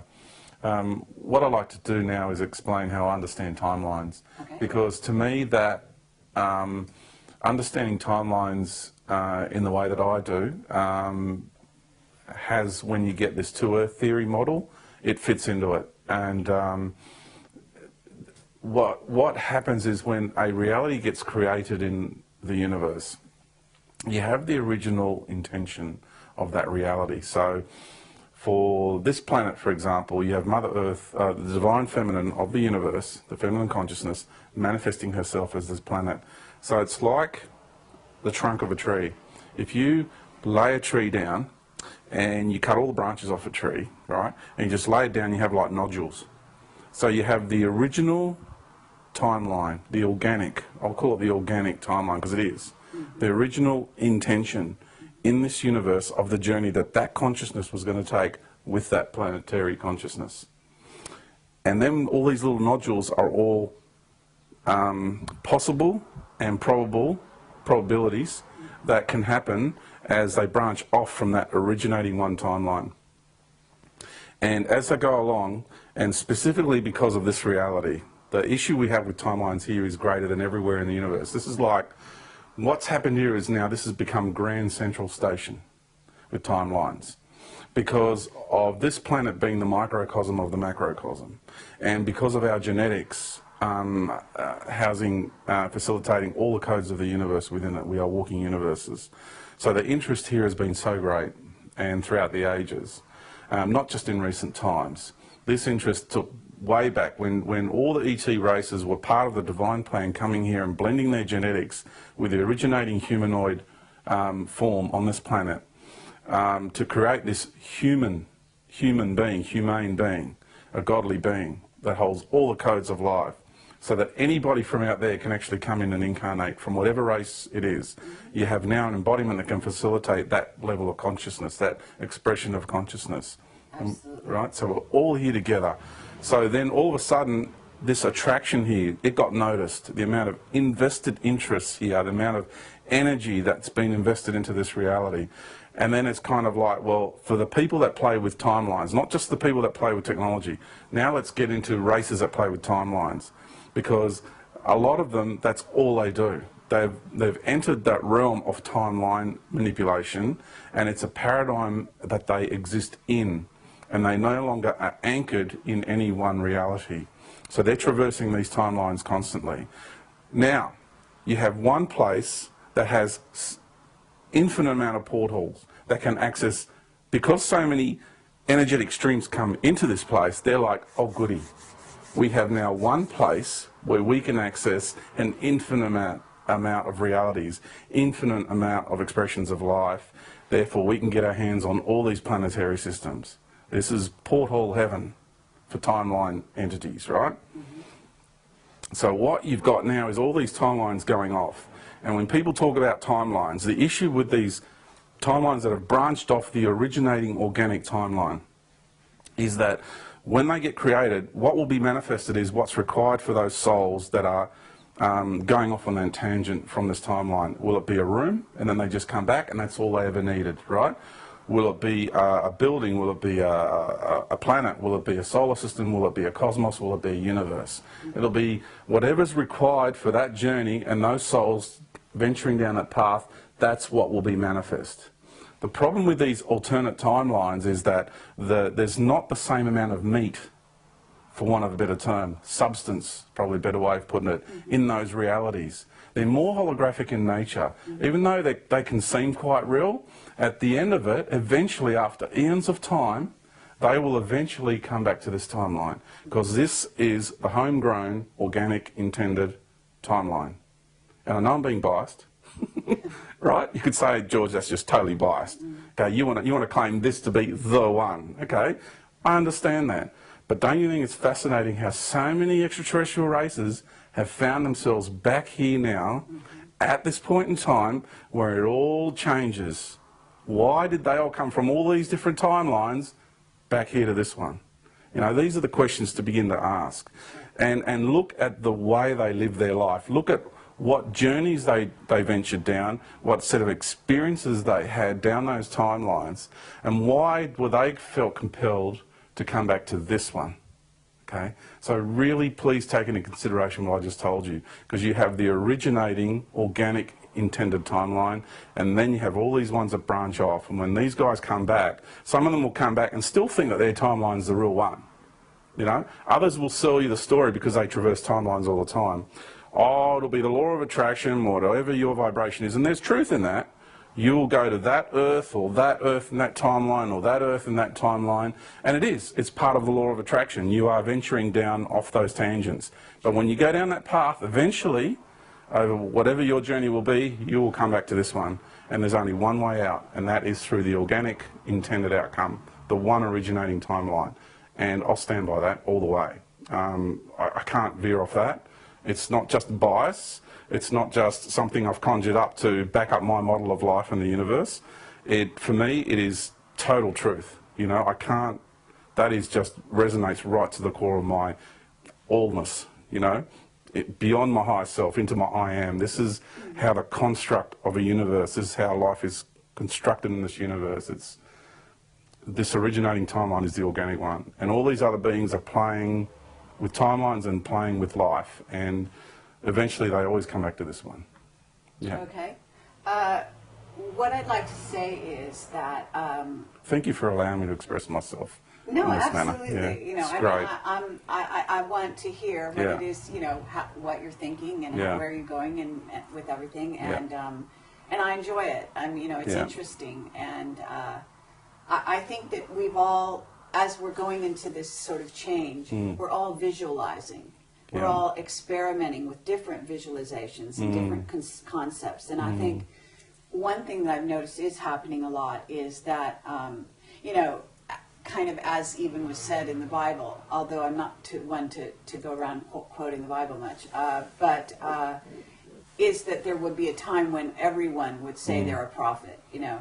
And so false prophets are very plentiful, yeah. extremely Oh, yeah. plentiful at this time. And we're getting a lot of them have book tours, you know, and they have, you know, followings and all this kind of thing. And there's a responsibility, again, Yes, there involved is. there, because they may be taking a lot of you know, humans off track, and they're also maybe not acknowledging some of the real sort of tangible everyday things that people are going to encounter as we move here, because some people will elect to leave the planet at this time. Now, Yeah, some have already left. yeah, Some have actually left with their galactic family too. You know? Absolutely. Yeah, because their genetics, I mean, the codes in their bodies are the most prized possession to those races. You know, and they've gone back home and they're decoding their experiences here, so they can start now guiding their race back towards the reintegration of oneness and harmony in the universe. well, I hope so. Fascinating. You know, Yeah. I mean, there's obviously what I say is that each, you know, all the ET beings out there, a lot of them have teams on the ground, and these teams on the ground are also have been making decisions as to, you know, what their commitment is here to go through this change, and how long and how far and where they want to take it. Yeah. And some of us, there's a team down here, sort of on the cutting edge, I would say, and gonna go through. And I think we're the ones with the swords, to get back to that. Okay. Yeah. That in many ways we're the ones that are the warriors that have elected to be at the avant-garde of what's happening here on the planet. Other people, some in fact, I think we have a lot of beings at this time who are here who are actually a lot closer to leaving.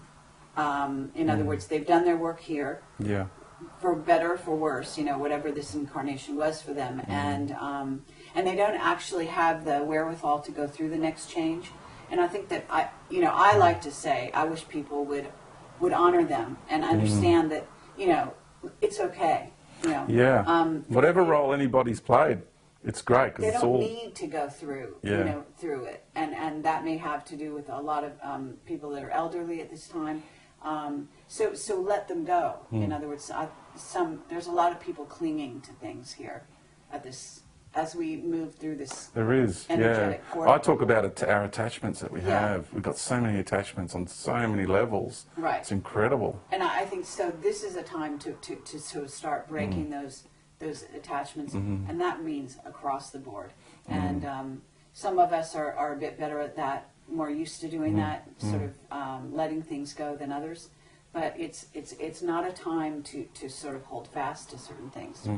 It's not going to allow for that. Yeah. I When I know. said I can't let go, yeah, for me it's I'll say that's the reality that I express is where I know I'm heading. So for me, it's something I can't let go because it's where my soul is headed. It's my heart, my soul, my being. So I'm expressing where I'm headed. Now people are headed in other areas in different directions. So, and the way I spoke just then when I expressed myself wasn't directed at you either. It's directed at beings who are listening to this on other levels, especially the ones that like to play with timelines and propagate certain ideologies on the planet, and also people who will be listening to this video down the track. So Yeah, I tend to do that. I never just speak on one level to one person for one reason. It's always multifaceted. So yeah, I can't let go of that. It's not an attachment per se. It's intended outcome for my soul. There are other sort of areas I want to go into, but since we've gone on to this topic, I would like to hear, in a sense, if you want to talk about the next few years, what you see sort of coming down the pike. Sure. And also where you think, in other words, some of the dark energy that's been on the planet, what is going to be happening to them and to their systems through this change? Because as we were talking about, you're saying, like, for example, you feel that the Inquisition is starting to fragment, and that some people that went through those times maybe are congregating in certain areas, like you suggest Spain, and we're here in Glastonbury, and we were talking earlier also about the Arthurian sort of matrix, whatever you want to call it, construct, and the fact that a lot of us may be reconnecting here in Glastonbury, having shared that experience back then, and something that was created back then. Certainly the utopian idea of the round table, for example, being one aspect of it, and that we've come back here to sort of come full circle. It is. We're healing like a bridge through time. Full circle. Yeah, definitely. Yeah. So for me, at this point in time, there are a lot of groups gathering in different areas of the planet because they play significant roles, and there are people who have had roles together. I call it like soul groups, you know, and we seem to be congregating with soul groups in different areas of the planet. And I know that I was here during that time. I know that you were here during that time. I remember you being here during that time. We've got other friends who remember being together during that time. In what role, what capacity we played, you know, doesn't really matter at this stage. And what really matters is that what we're doing is actually healing a bridge through time, because that was the period in time where it all fell apart. Because you had Jesus and Mary Magdalene, and they went through that period that they played their roles at around the period of 2,000 years ago, but they came back. And then, for me, Arthur and Jesus are the same being. He came back to this planet and had other lives. He's even had lives as a slave, and very insignificant lives. Because, you know, the consciousness that is the solar system, as I know him to be, you know, whatever anybody's experienced in this solar system, be it on Jupiter, Saturn, Mars, Earth, whatever, he's in there with the beings experiencing all expressions of life. So he will live it himself as well. You know, so he's not above and beyond anybody. So, you know, from a slave to a king and everything in between, right? And so this isn't about God worship. This is just understanding the construct of life, you know, and the solar system. So, and the same. So they've been back since. And Arthur, to me, was a reincarnational aspect of the solar consciousness. And Guinevere Morgane played that feminine role. Now, I've got a bit of a cloud over the Guinevere Morgane thing that's going on here. I haven't quite come to peace with that yet.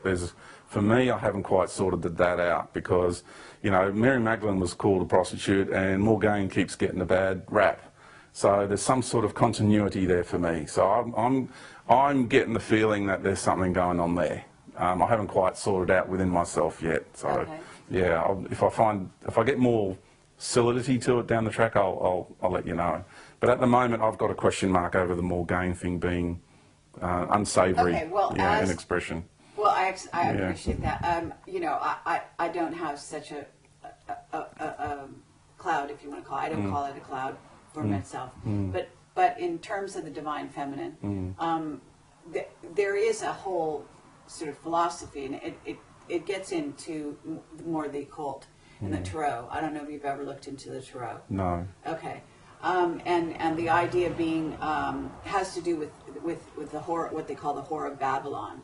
It's the idea of, you know, it's the Virgin Mary and Whore of Babylon, and that this is the divine feminine, but it's the dark and the light side. Because she's given of herself. Right. She's facilitating as a planetary consciousness. So I understand now where you're coming from. Yeah. So we're talking on the one hand the Whore of Babylon. We're talking, but there is a unification there, and of course there's you know, in the male-female relationship on the planet, in male-female relations, what you have is the man going after both embodiments, thinking he's getting them as separate beings, when in essence, you know, we all are composites in that way.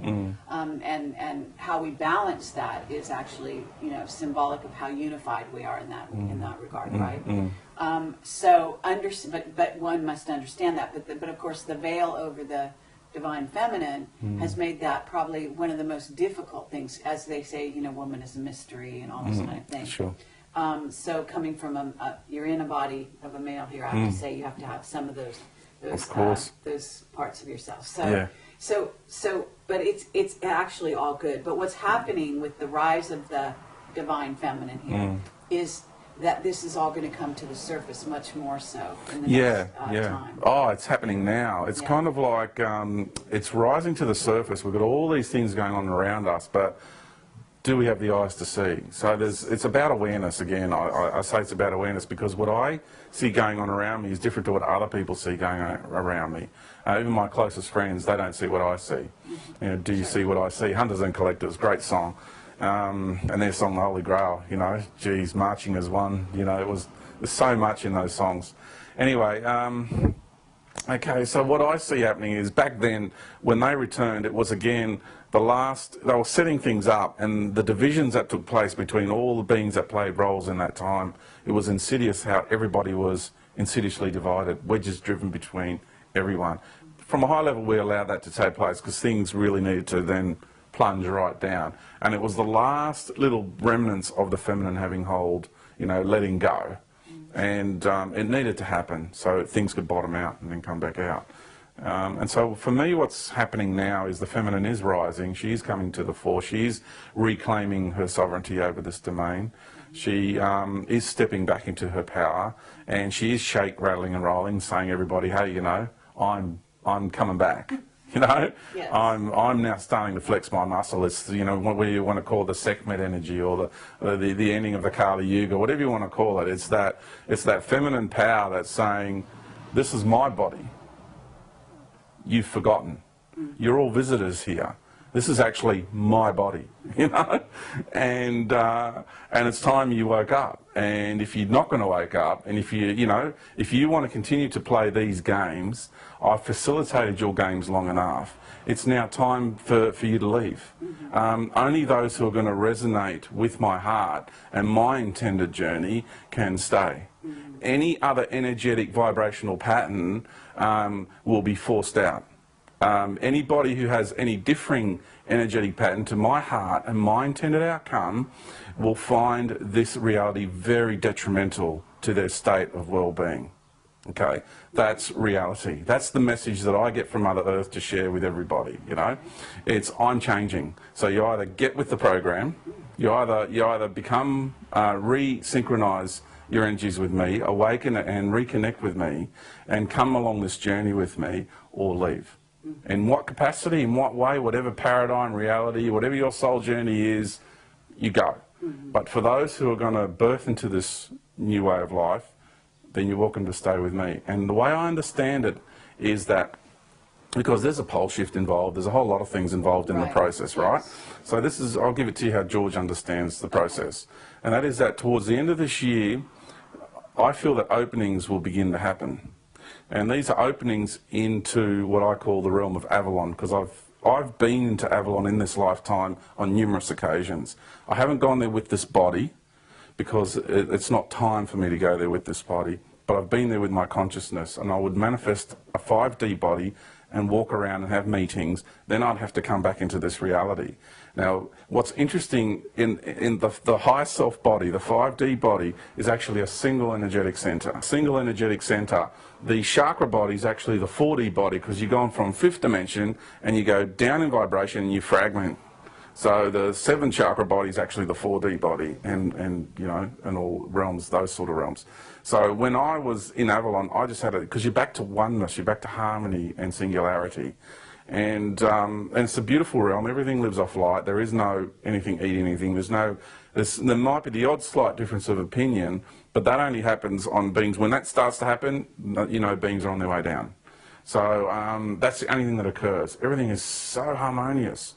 like to the extent we'll just manifest a building. We'll, you know, we speak to the mineral kingdom, the plant kingdom. Whose journey is it to be a part of it? Like, you know, a plant will relocate, you know, bilocate from here to there, be a part of the meeting, because that frequency was part of the synchronistic energies that were required for that being to be a part of our interactions. You know, I can't verbalise, because all this happens in a split second. So for me to verbalise what I experienced in that realm was incredible. So these openings will occur for me. I understand that this will be people having sanctuary for when Mother Earth goes through that pole shift. Because for her to ascend, she needs to find centre.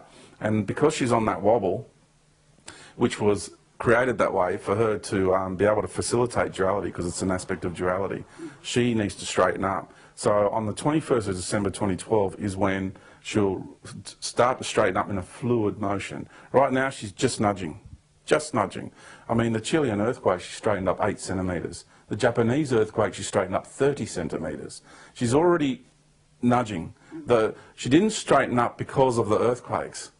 Okay. Right? Mm-hmm. Science will say that the earthquake shifted her on her axis. No. Well, I'm going to categorically say no. Again, I'm being in the affirmative. Sure. Yeah. I just feel I need to, if that's okay, yeah. Just for this. She straightened up, and the earthquake was a result of her straightening up on her axis. She's a big girl. She's quite capable of doing things herself.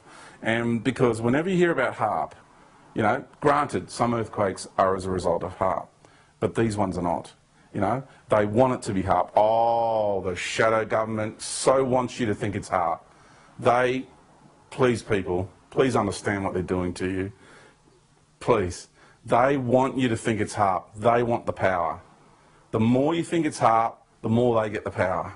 It's them with their technology. There's no way they ever want you to acknowledge that it's Mother Earth going through the changes herself. They've only ever wanted to control her and the Divine Feminine. There's no way they ever want to acknowledge that she's the one going through the shift. Because the moment you do, your paradigm changes. Your awareness breaks out of their matrix. Because then you start thinking about Mother Earth as an individual entity and her power and her intentions and her consciousness and her journey. And then humanity's journey on her body. You know, your paradigm changes.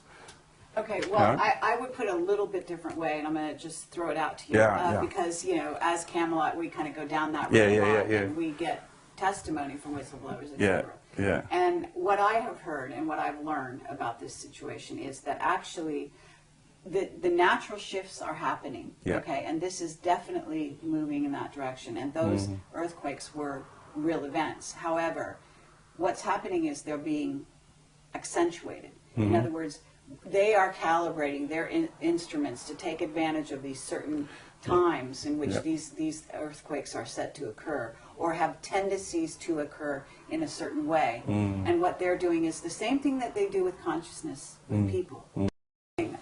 Sure. And what I would like to do is, because I am aware as part of Project Camelot that there is a war for the Stargates at this time, for control of them. Yes. And that with the planet herself recalibrating, some of the Stargates are opening and some are closing. So that heightens the war.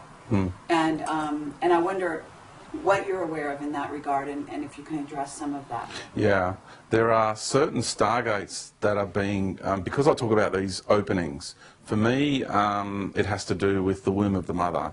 For me it's the Vesica Pisces. I know other people have a different take on what the Vesica Pisces may represent, but for me it represents, the fish of Christianity is actually not a male thing, it's a female thing.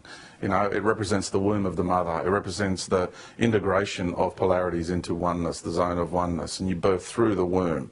And for me, it is what, from a sacred geometrical term, it is how these doorways or these organic openings in this space-time reality are how you can represent them from a sacred geometrical point of view. So their construct is not because of the sacred geometry, it's just the sacred geometry is used as a label to help explain these openings, okay? I just want to make that point.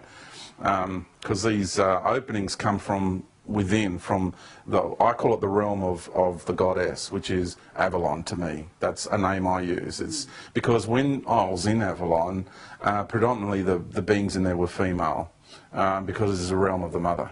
It's a sanctuary, and it's, for me, it's Shambhala.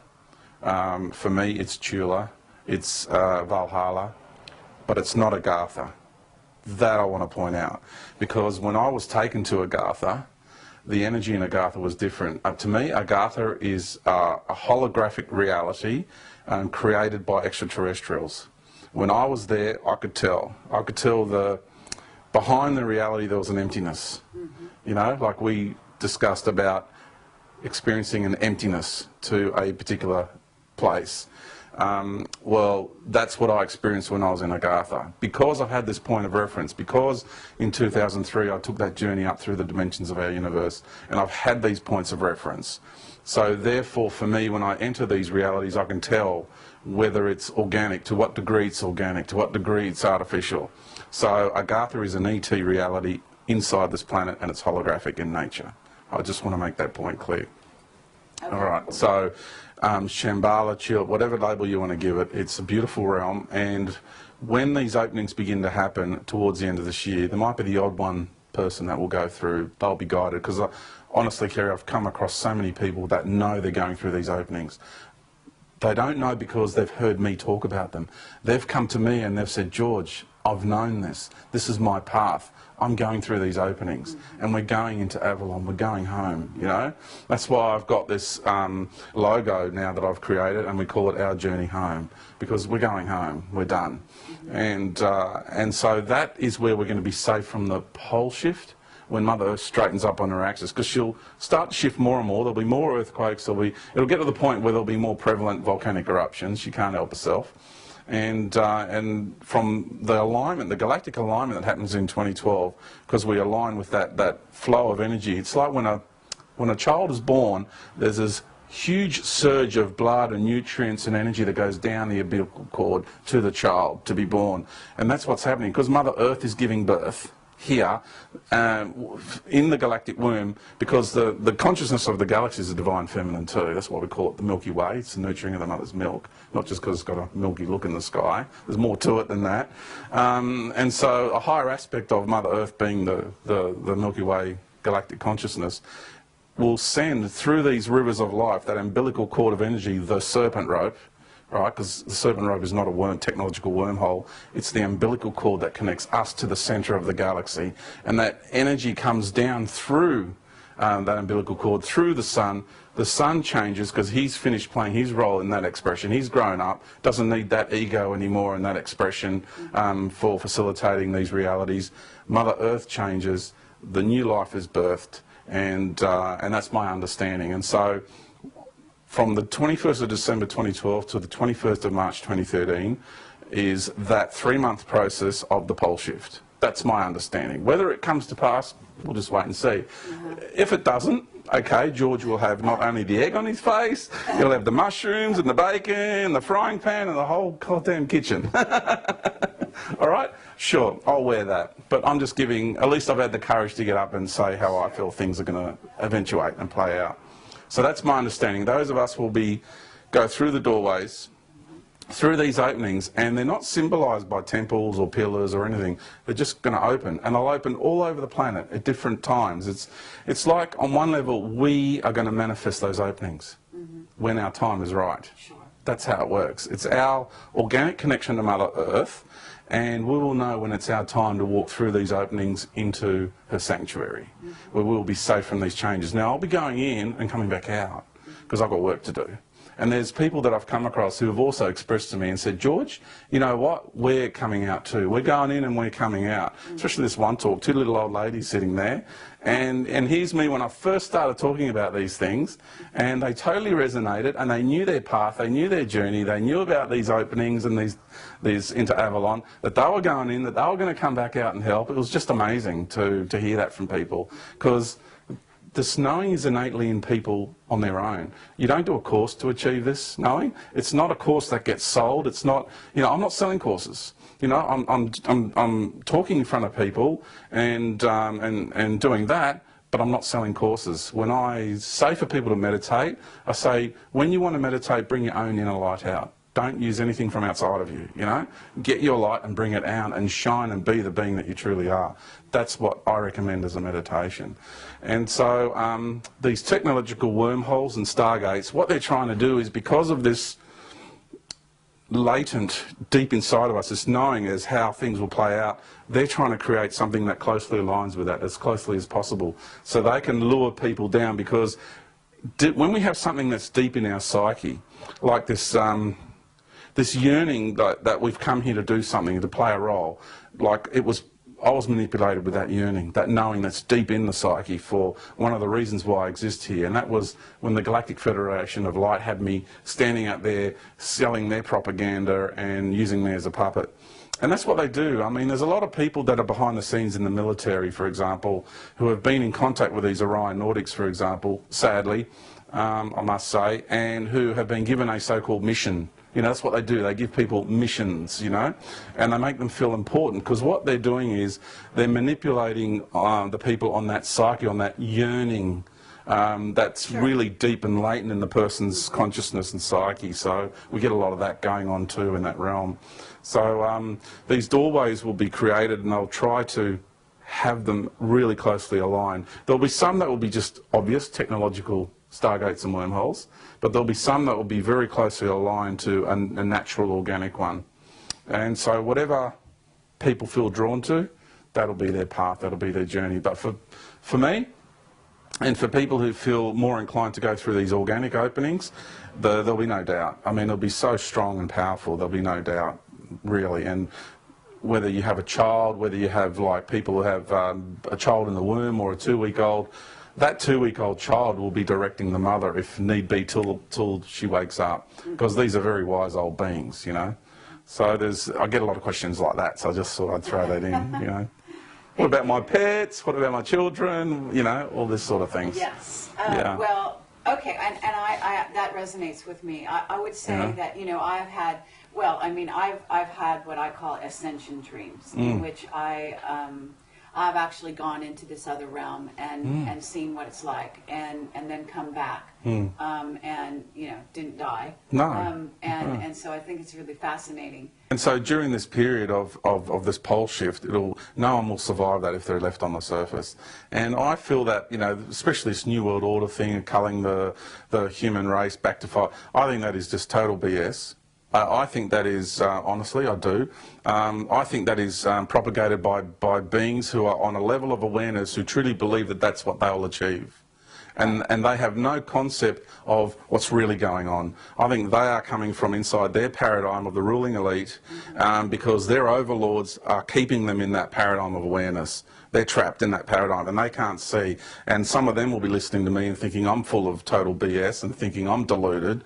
Whereas the fact is that it's them who are caught up in a small paradigm and continue to, unfortunately, be held in this limited state of awareness. So, you know, the greater shift that's happening here is so much greater than what all these beings think is going on and what they think they will achieve. It's just, even the ones that are being drawn to go into underground bases, I mean, that truly, Kerry, is the middle management of this whole structure that is surplus to requirements. And they will be drawn into these underground bases because the beings at the highest levels of the cosmic cabal know that Mother Earth is about to turn into a star, if you want to put it that way. That label's hard to take, but I ran into a Hopi elder in Spain, and the Hopis behind the scenes talk about Mother Earth becoming a sun. So I call her becoming a body of light. So she's ascending into a body of light. And so, you know, again, what does that mean? So when we when Mother Earth achieves centre, because, like, for anybody to ascend, whether it's us or any being, we need to find centre in order to ascend. We need to be centred and balanced. So Mother Earth needs to do the same thing. So that's why the shift on her axis will take place. And from 21st of December 2012, when that alignment activates that fluid motion of straightening up on her axis and that pole shift, she actually hits centre on the 21st of March 2013, because that is the end of the precession of the equinoxes. the cycle ends on an equinox. It doesn't end actually on a solstice. And when she hits centre, and all of us who are still on the Earth, then what happens is all the dimensions implode. We implode all aspects of self, she implodes all aspects of self together, down to 0 point, and then the new life is birthed. And that's how I understand the process to be. Okay. Everything that we've been, everything that we've done, like when the main calendar says that even the universal cycle closes in that moment, that's when it closes, on the 21st of March 2013. Okay. Well, and I appreciate that. I appreciate you giving Yeah. your view. My view, of my the, perspective, of the, yeah. the scenario, as Yeah. it were, that we may be going through in the future. Yeah. I would say that doesn't completely align with my understanding, Yeah. but I think that there's elements Yeah. which definitely do. And Yeah. I also think that sometimes when we're talking about this process, that semantics is a problem, the word choice. So often. Because So often it is, yeah. because we're having But our we're hearts talking about connect, something that's you know? yeah. Verbally we're saying different things, and mentally we may have different concepts or whatever, Right. but our hearts connect. Visualization Yeah, is yeah, different. yeah. But the thing is that that in essence, I think we all understand at root what's kind of coming, and we know that it's momentous. You know what I mean? It's earth changing. Yeah, culling of the earth. Yeah, I mean, this is their agenda. So, Yeah. so it should be understood by the people listening that George does not mean. I'm going to speak for you just for a second here. You can, stand up and say that this isn't the case. That they do believe this. Yeah, okay? they truly believe that They're that's what they're going to working- achieve. But Yeah, they're working in yeah. this direction. Yeah. It's actually the premise of Camelot that they won't achieve that. We Oh, they wouldn't won't. exist, and we Yeah. wouldn't be doing what we're doing. Yeah. I mean, because you don't work, and when you work towards defeat, you work towards success, right? So in our view, they will not be successful. However, they definitely believe it, and many of the whistleblowers coming to us tell us how seriously they believe it. And of course, Oh, on yeah, a no regular different to a basis. religious fanatic. Yes. That is their religion. Yeah. And it's been drummed into them, Yeah. programmed into them. Yeah. And they're trying to program it into quite a few other people as Yeah. well. But what I want to say with that is that the building of the underground bases is testimony to that belief. Yeah. Okay? Because they're putting their money where their mouth is, so to speak. Now, there are multiple levels of that even. Because some of them are going off planet. Some Yes, of them they are are. going to Mars. There's like stargates inside those, and Yes. people are transporting to Mars, for example, and they're and going into transporting. the fourth dimension. Yes, they are. So that it's important to understand Yep. and to talk about the fact Yep. that this the fourth dimension that we're actually already in, we're Yeah. moving. We'll we're move. still advocating- I explain it like this to people so they get a better idea of how to grasp it. I use healing and health as an analogy. If you go to a doctor and you get a pill, and you take a chemical pill or a medicine, that's 3D. If you go to a healer and you get auric healings and you get readings and you get therapies and all the new age stuff, that's 4D, right? Yeah. When you get to 5D, there's no such thing as a healer. Right. They don't exist. You're the healer. Yeah, and nothing needs healing. That's the point I want to make. Everything's in synchronicity and harmony with life, that nothing needs healing. So the concept of a healer, of whether it's kinesiologists or whether it's, a Reiki master or whatever, any concept of healing is a 4D concept. Yes, I appreciate that because we're talking about levels of the body, of the material, Yeah. and how material your body is. So 3D, 4D. Yeah, so because we have prevalence of healers everywhere, like a town like this one, for example, and everywhere we travel, you get all the new age healers and all that, which I'm grateful for because at the time a lot of me was going through that 4D paradigm, they helped me out as I was moving through it. The issue I have is they make it the whole. And they get trapped in that paradigm. They think that's all there is. And also they are conduits for entities to get their tentacles into people, when they're doing the healing. So that's where I have issues. But apart from that, they did help me at the time. And we moved through that paradigm. And yes, we are. And honestly, you're already very 5D. I've got to say that. It just radiates from you. So I'm not saying that to kiss butt. I'm actually saying that because I'm a realist. Yeah. And I think it's really important that we do acknowledge, because we're reclaiming our sovereignty. And, Yeah, it's not something, I appreciate that. Yeah. Thank you. I Yeah. definitely resonate with that, and Yeah. I have no problem saying that I do. Yeah. But I appreciate that you are also able to address the different levels of Yeah. dimensions, because I Yeah. think people, the trouble is that the information hasn't been out there. Mm. The dumbing down and the fact that people are misled, they don't understand, but until you start tapping into your inner self-knowledge, you don't connect with this information. It's not going to make sense. You need to go there. It's not good enough to say, oh, it's like this, because it's going to be meaningless to somebody who hasn't experienced it. But the minute you experience it, you're there. You know what I mean? Yeah. I know what you're talking about. Yeah. You know what I'm talking about. Yeah. You need to say 3 words to me. I Yeah. get it. Yeah. You know what I mean? Yeah. Because you've either been there or you haven't.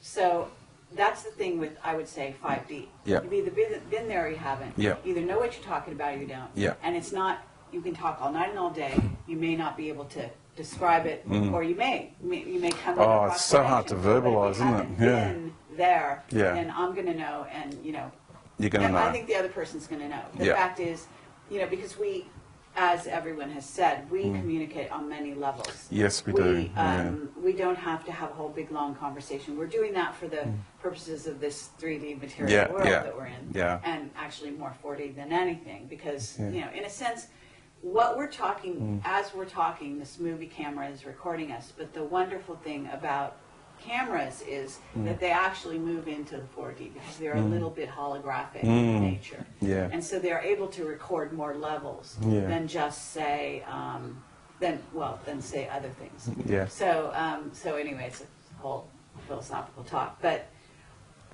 what I'd also like to talk about, though, is the people that are sort of getting lodged in the middle of, say, the upper levels of 3D and into 4D, thinking that this 4D thing is, I guess what I'm saying is there's a lot of bells and whistles in 4D Yeah. that attract people, and they actually... It's all lures, isn't it? To lure them into this domain or lure them into that domain. And so the underground bases is part of that, the allure of money and luxury and so on. So some are obvious, and some Yeah. are like you said, the healing thing. And it's fascinating that you tap into that, because there's so few people out there that actually would say that takes nuts. Oh no! And you know what? They have it's an industry out there, right? And they've invested so much of themselves into this, and the entities that work through them, and they have that power, and those entities don't mind healing the people.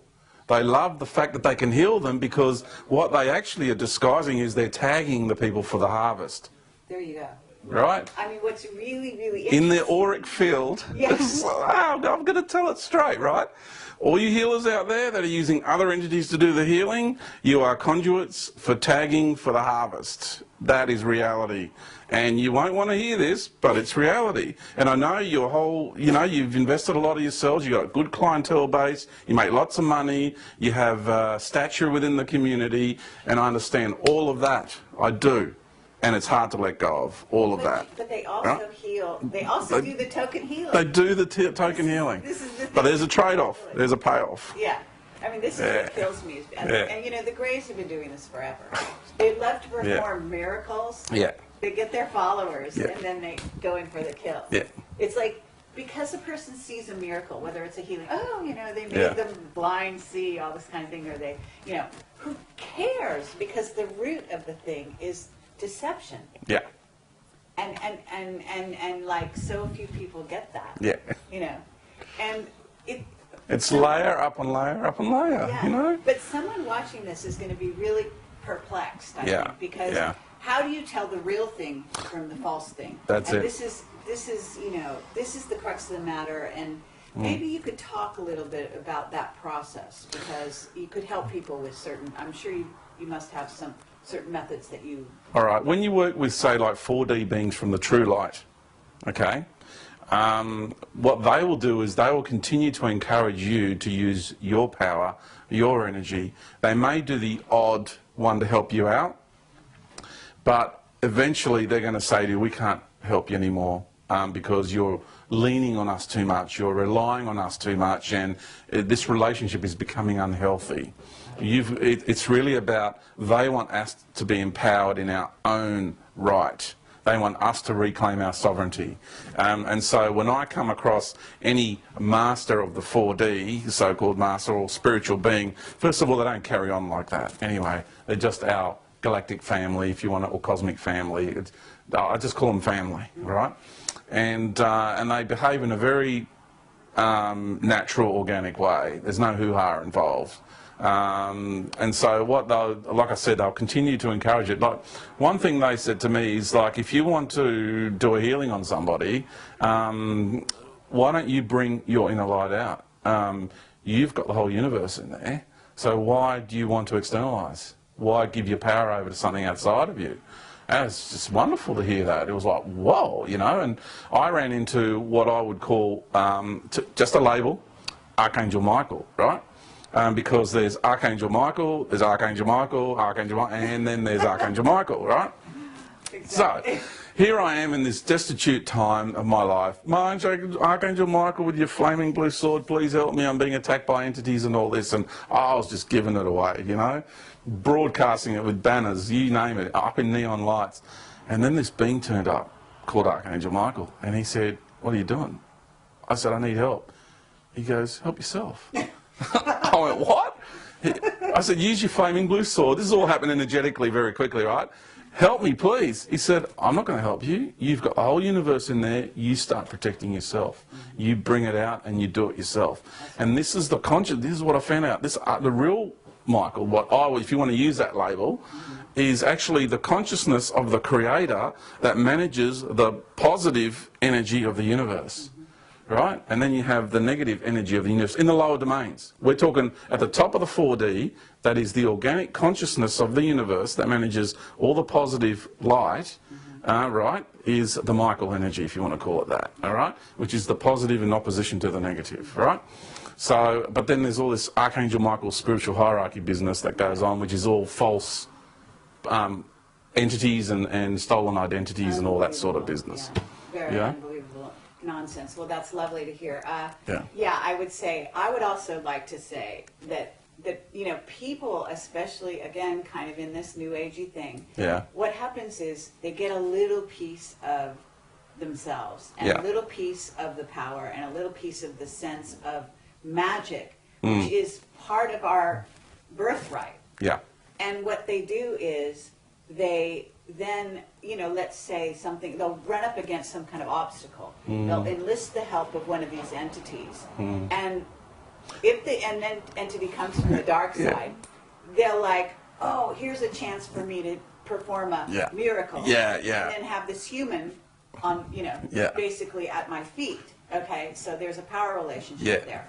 And what happens is, if the human is lucky and they don't bring in the dark entity, the light entity will do exactly what you said. They will actually not help them.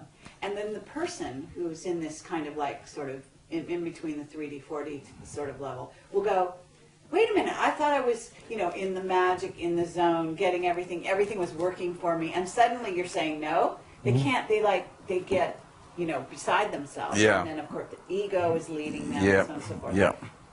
So this is fantastic. It's really fascinating. This is great because it's all part of the greater plan. You see, what they've done is this is the genius of the dark agenda and this reality.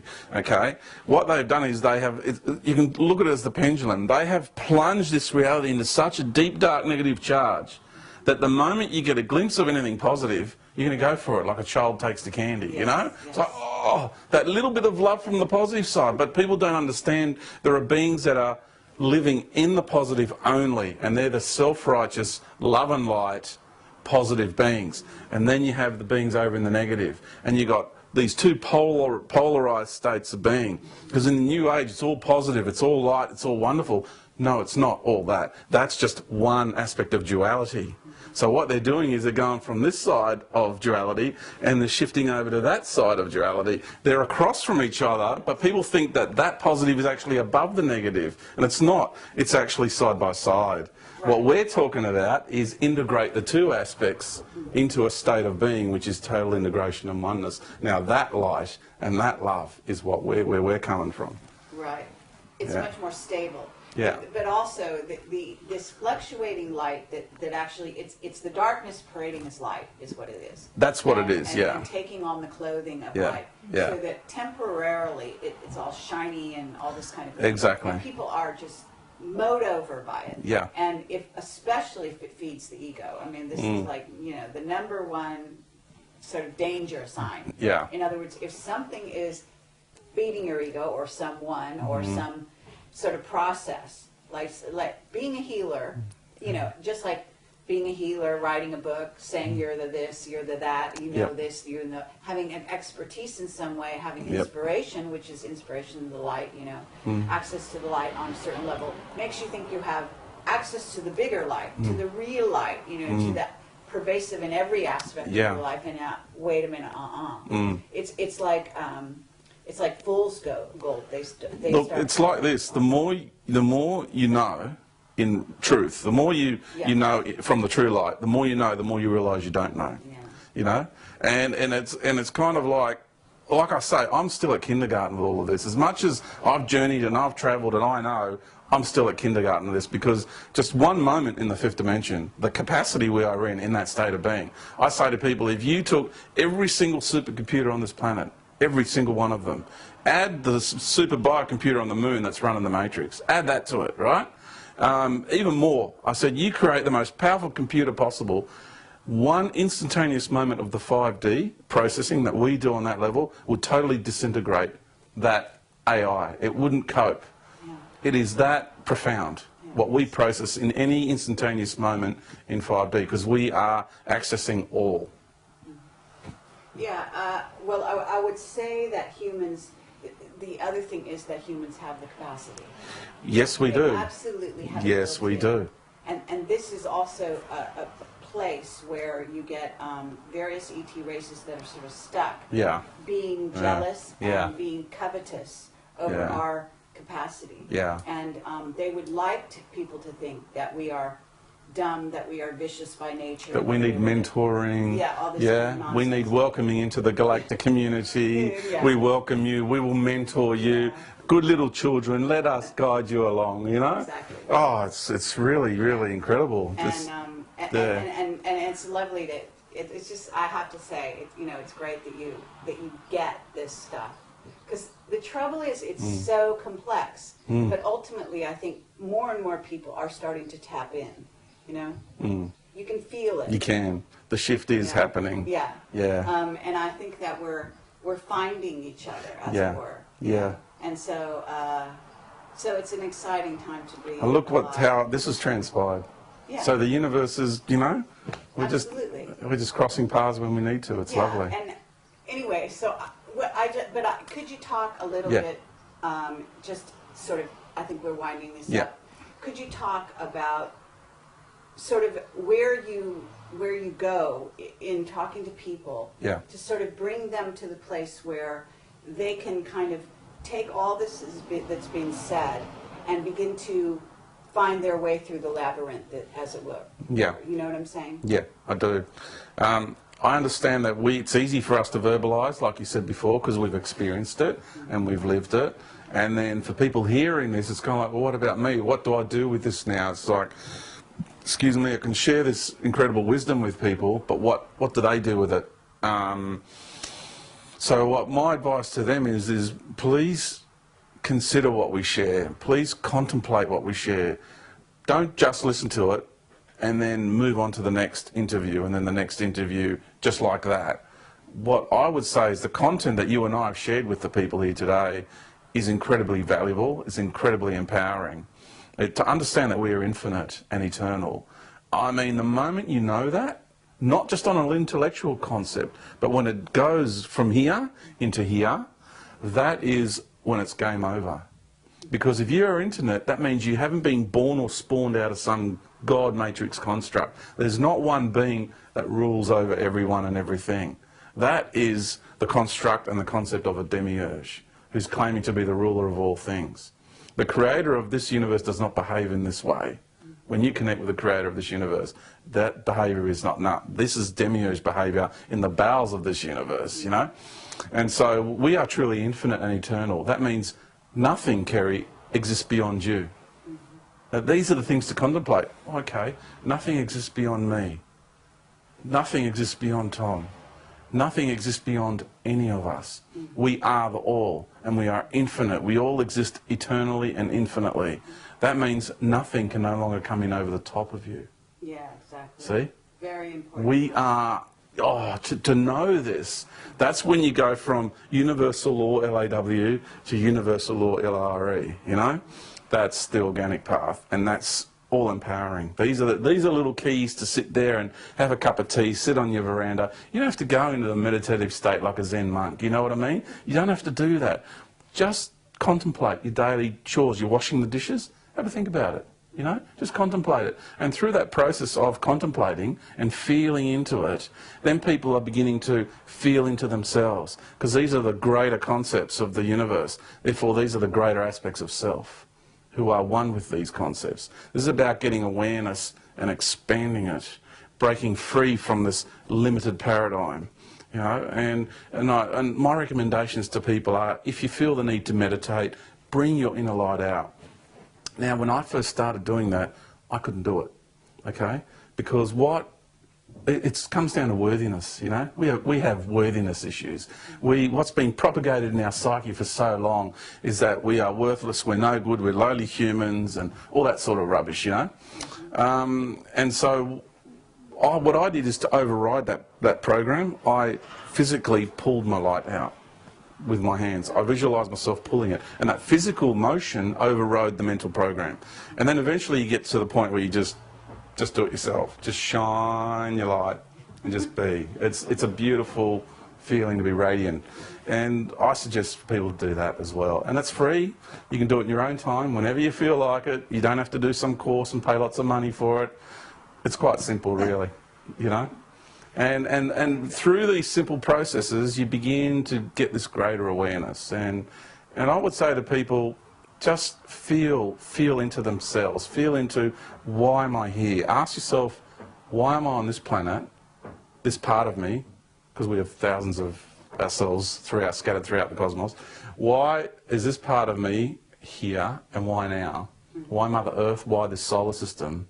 Why am I inside the body of the solar system, the sun? And why am I on the body of this woman?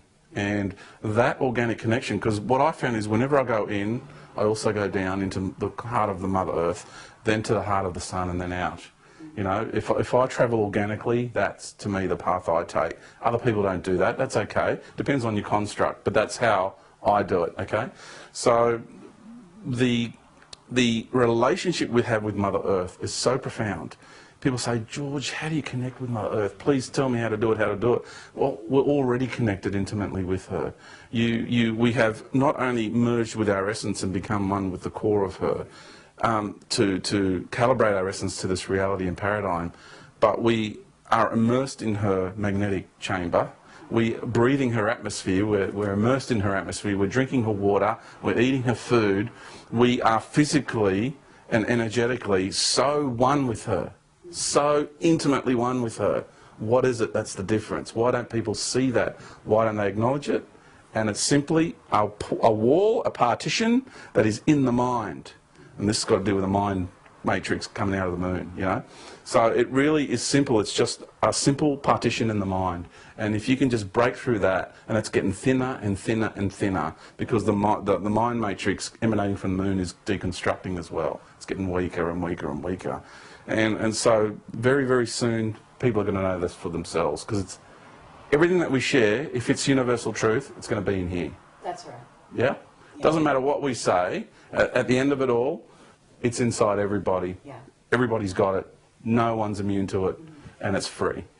Yeah, and thank you for all of that. I think that that's true, and that's why we say if it resonates. And a lot of people are also trying to tap into, what does that mean when it resonates, you know?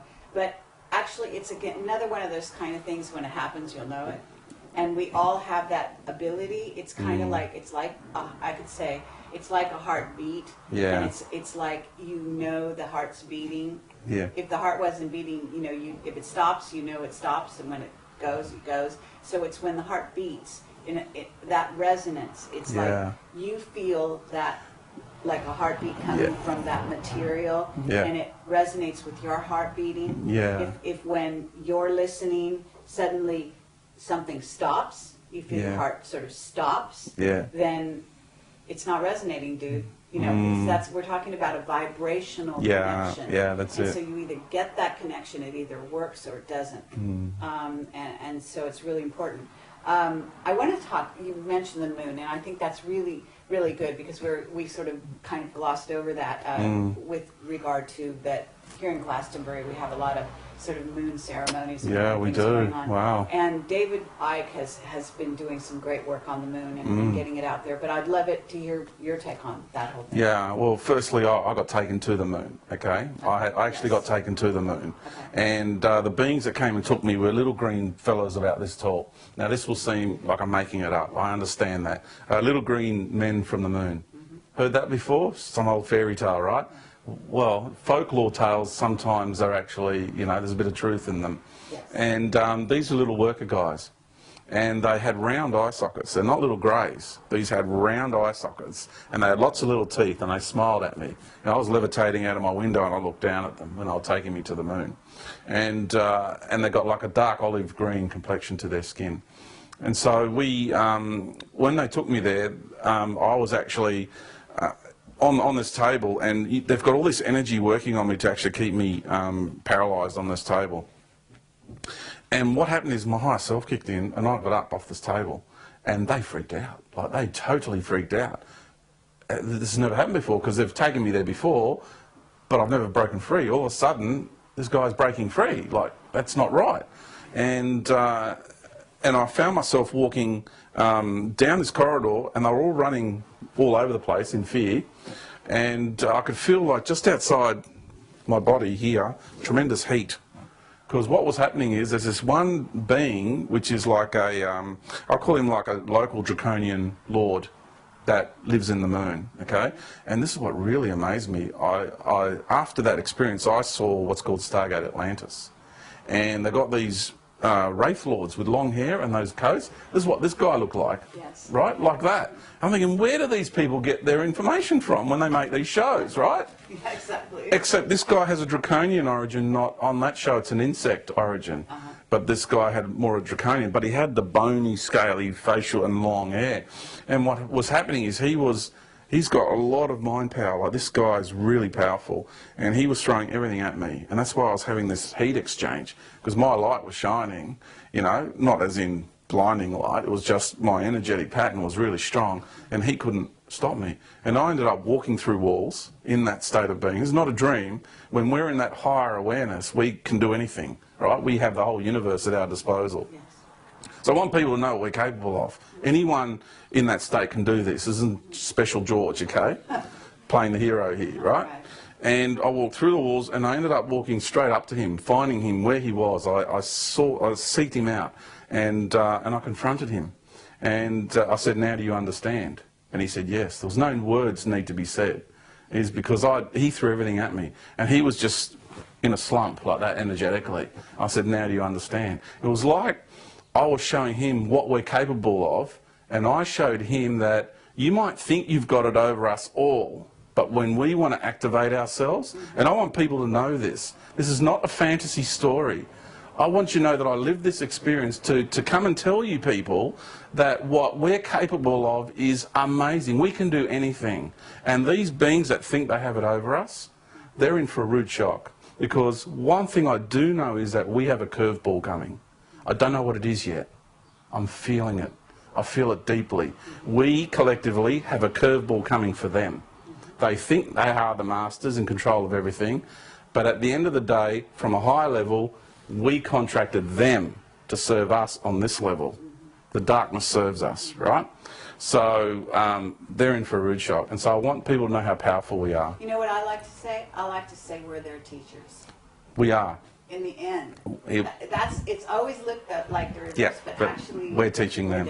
We're their teachers. Yeah. The moon. It's very The moon was built by the Pleiadians. That I want to clear up. The moon was originally built by the Pleiadians. Ask yourself, why does everyone have such a love for the moon? Why? Why does even I have a love for the moon?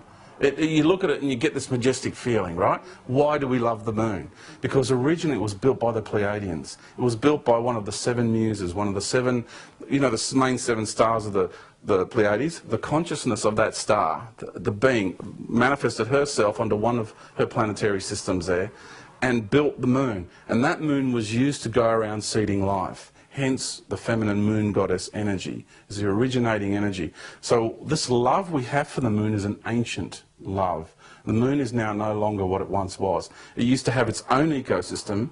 It was used to go around seeding life in the cosmos. It was a magical, magical thing. And it was used to seed life here on Earth. Hence, the relationship between the moon and the Earth is so, they're like sisters, you know, very, very profound. Relationship that they have. And a lot of the Pleiadians played a very major role in seeding the flora and the fauna here on this planet. Okay? And same with the Sirians and some Orion energies in the early part, and then negative Orion energies towards the end. Right? But Sirius and Pleiades are the 2 systems, and Orion, I would say, are the 3 main systems that have invested more into this reality than any other extraterrestrial races. There's more of energetic patterns from these 3. So they're more the managerial type situation, even though there's races from Orion that are playing very negative role, very negative, okay? But that's all part of the big, you know, the recipe, part of the recipe, ingredients of the recipe. But are you going to get to the part about the moon being taken over? Yeah, yeah. So the moon was brought here to defend Earth after the seeding of life here, and so much interest took place. The draconian forces started moving in on the solar system because it got their attention, and beings from the Pleiades came here to defend Earth. That's the big war that took place in our solar system. And because that was not a battleship, it was armed to the best that they could because they're not a warrior race, they ended up losing it. They were told not to do it because seers or sages could see what was coming, but they couldn't help themselves. They'd already invested so much of themselves in creating life here on Earth that they felt so drawn and compelled to come and defend Mother Earth. So that was lost in that war, and the draconian race has got their handle on it. Now, I urge anybody to remember that moment, because I assure you, this is history, not his story, but this is the way things occurred, okay? When that planetoid was lost, the dread that emanated, that was felt throughout the forces of the true light and the forces of the lower light, you know, was so profound, because all of a sudden the amount of information of seeding life here now fell into the hands of the draconians. They didn't understand the etheric templates behind the manifestation of life, but so much of the genetic codes. It fell into their hands. They trashed it. They had it around Mars for a very long time. They trashed it. They studied it the best that they can. And then eventually they brought it around here. And my understanding is it got here 6,000 years ago. It was the reason for the flood that occurred 6,000 years ago, about 4,000 BC, around that period of time. That was why we had the flood. Not the pole shift at the halfway point of the cycle. That was different. Isn't it interesting that religions say life began 6,000 years ago?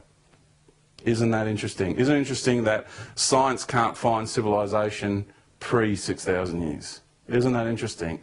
How so much of our view back through time seems to have hit a wall at around the 6,000 year mark. And if you look at the geological records, and I urge people to do this, you will see storm surges, but you will not see tides. And when you look at the Egyptian hieroglyphs, there are Egyptian hieroglyphs, there's no moon. There's no moon. People make a crescent shape hieroglyph, they'll say that's the moon. No, that's the solar boat, right? It's not the moon. It's a solar symbol. It's also other symbols.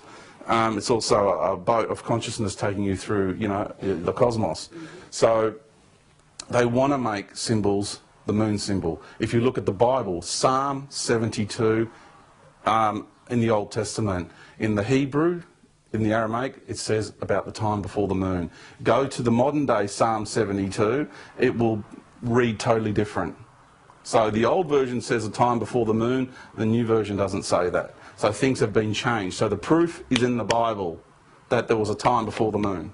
Yes. Okay? Yes. Well, okay. So it was Oh, yeah. Okay, so yes, but it was brought. It was actually towed. Yeah. Actually, John Lear talks about It was towed Towed here. into Yeah, place. because they took the drive system out. As that battle, they were losing the battle, they removed the drive system out of the moon. Yeah. So it just became an empty body. Yeah. Yeah, and that's also it is hollow. Yeah. And so a lot of these races are living in. Well, the there. walls inside it are all silica. You know, they're all silica on the I inside. have seen that being though that you talk about. Okay. I actually wrote about him in a screenplay. I went to the moon. With your consciousness. Yeah, I was able to. I don't know how I Yeah? did it That's exactly, but awesome. I went and I saw them at work. These beings.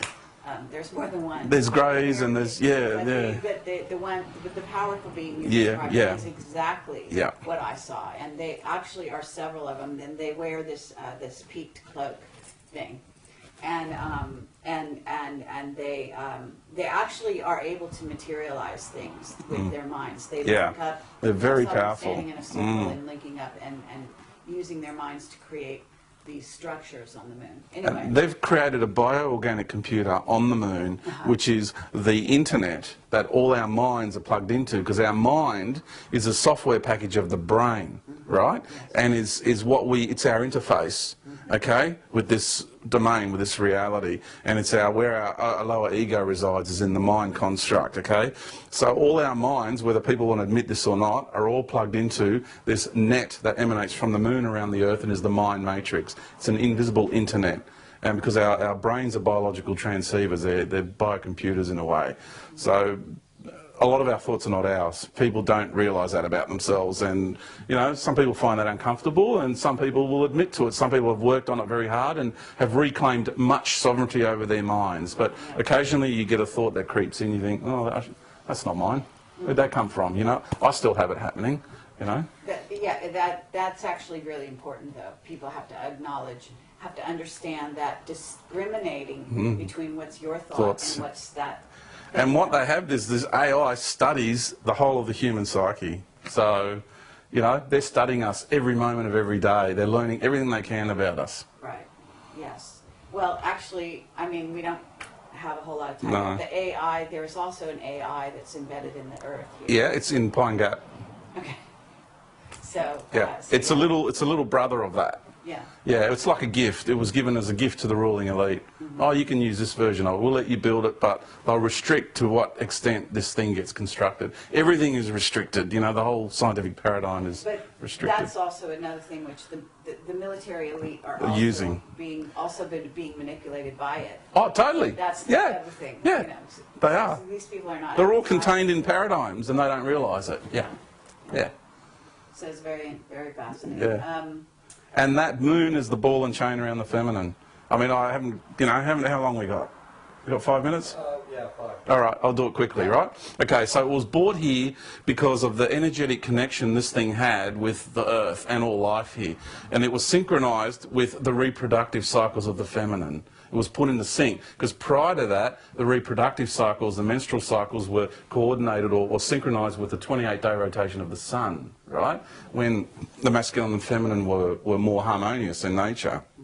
So the moon being put in orbit around the sun is the ball and chain around the feminine. It's being used to suppress the feminine, and it's created the division between the masculine and the feminine. There's others. There's Mercury and Venus playing a role there, but we haven't got time to get into that. Okay, but right? you said the moon is in rotation, not around the sun, but around the Earth. Yeah, the 28-day rotation around the Earth to synchronise with the reproductive. Because if you want to control a planetary system, a body, and you want to control the race on it, you have to control the energetic patterns, the expression that is that reality. So if you want to control humanity, you've got to control the feminine. Control the feminine, control humanity. That's the secret. That's how it works. So they had to lock into the feminine. And also, you know, I mean, the eclipse, come on. What are the chances of that? If somebody's going to tell me that that moon is a naturally occurring body, like, come on, please. And the fact that you only get one face, it's perfect. I mean, and the craters, it's like dimples in a golf ball. They all only go to one certain depth.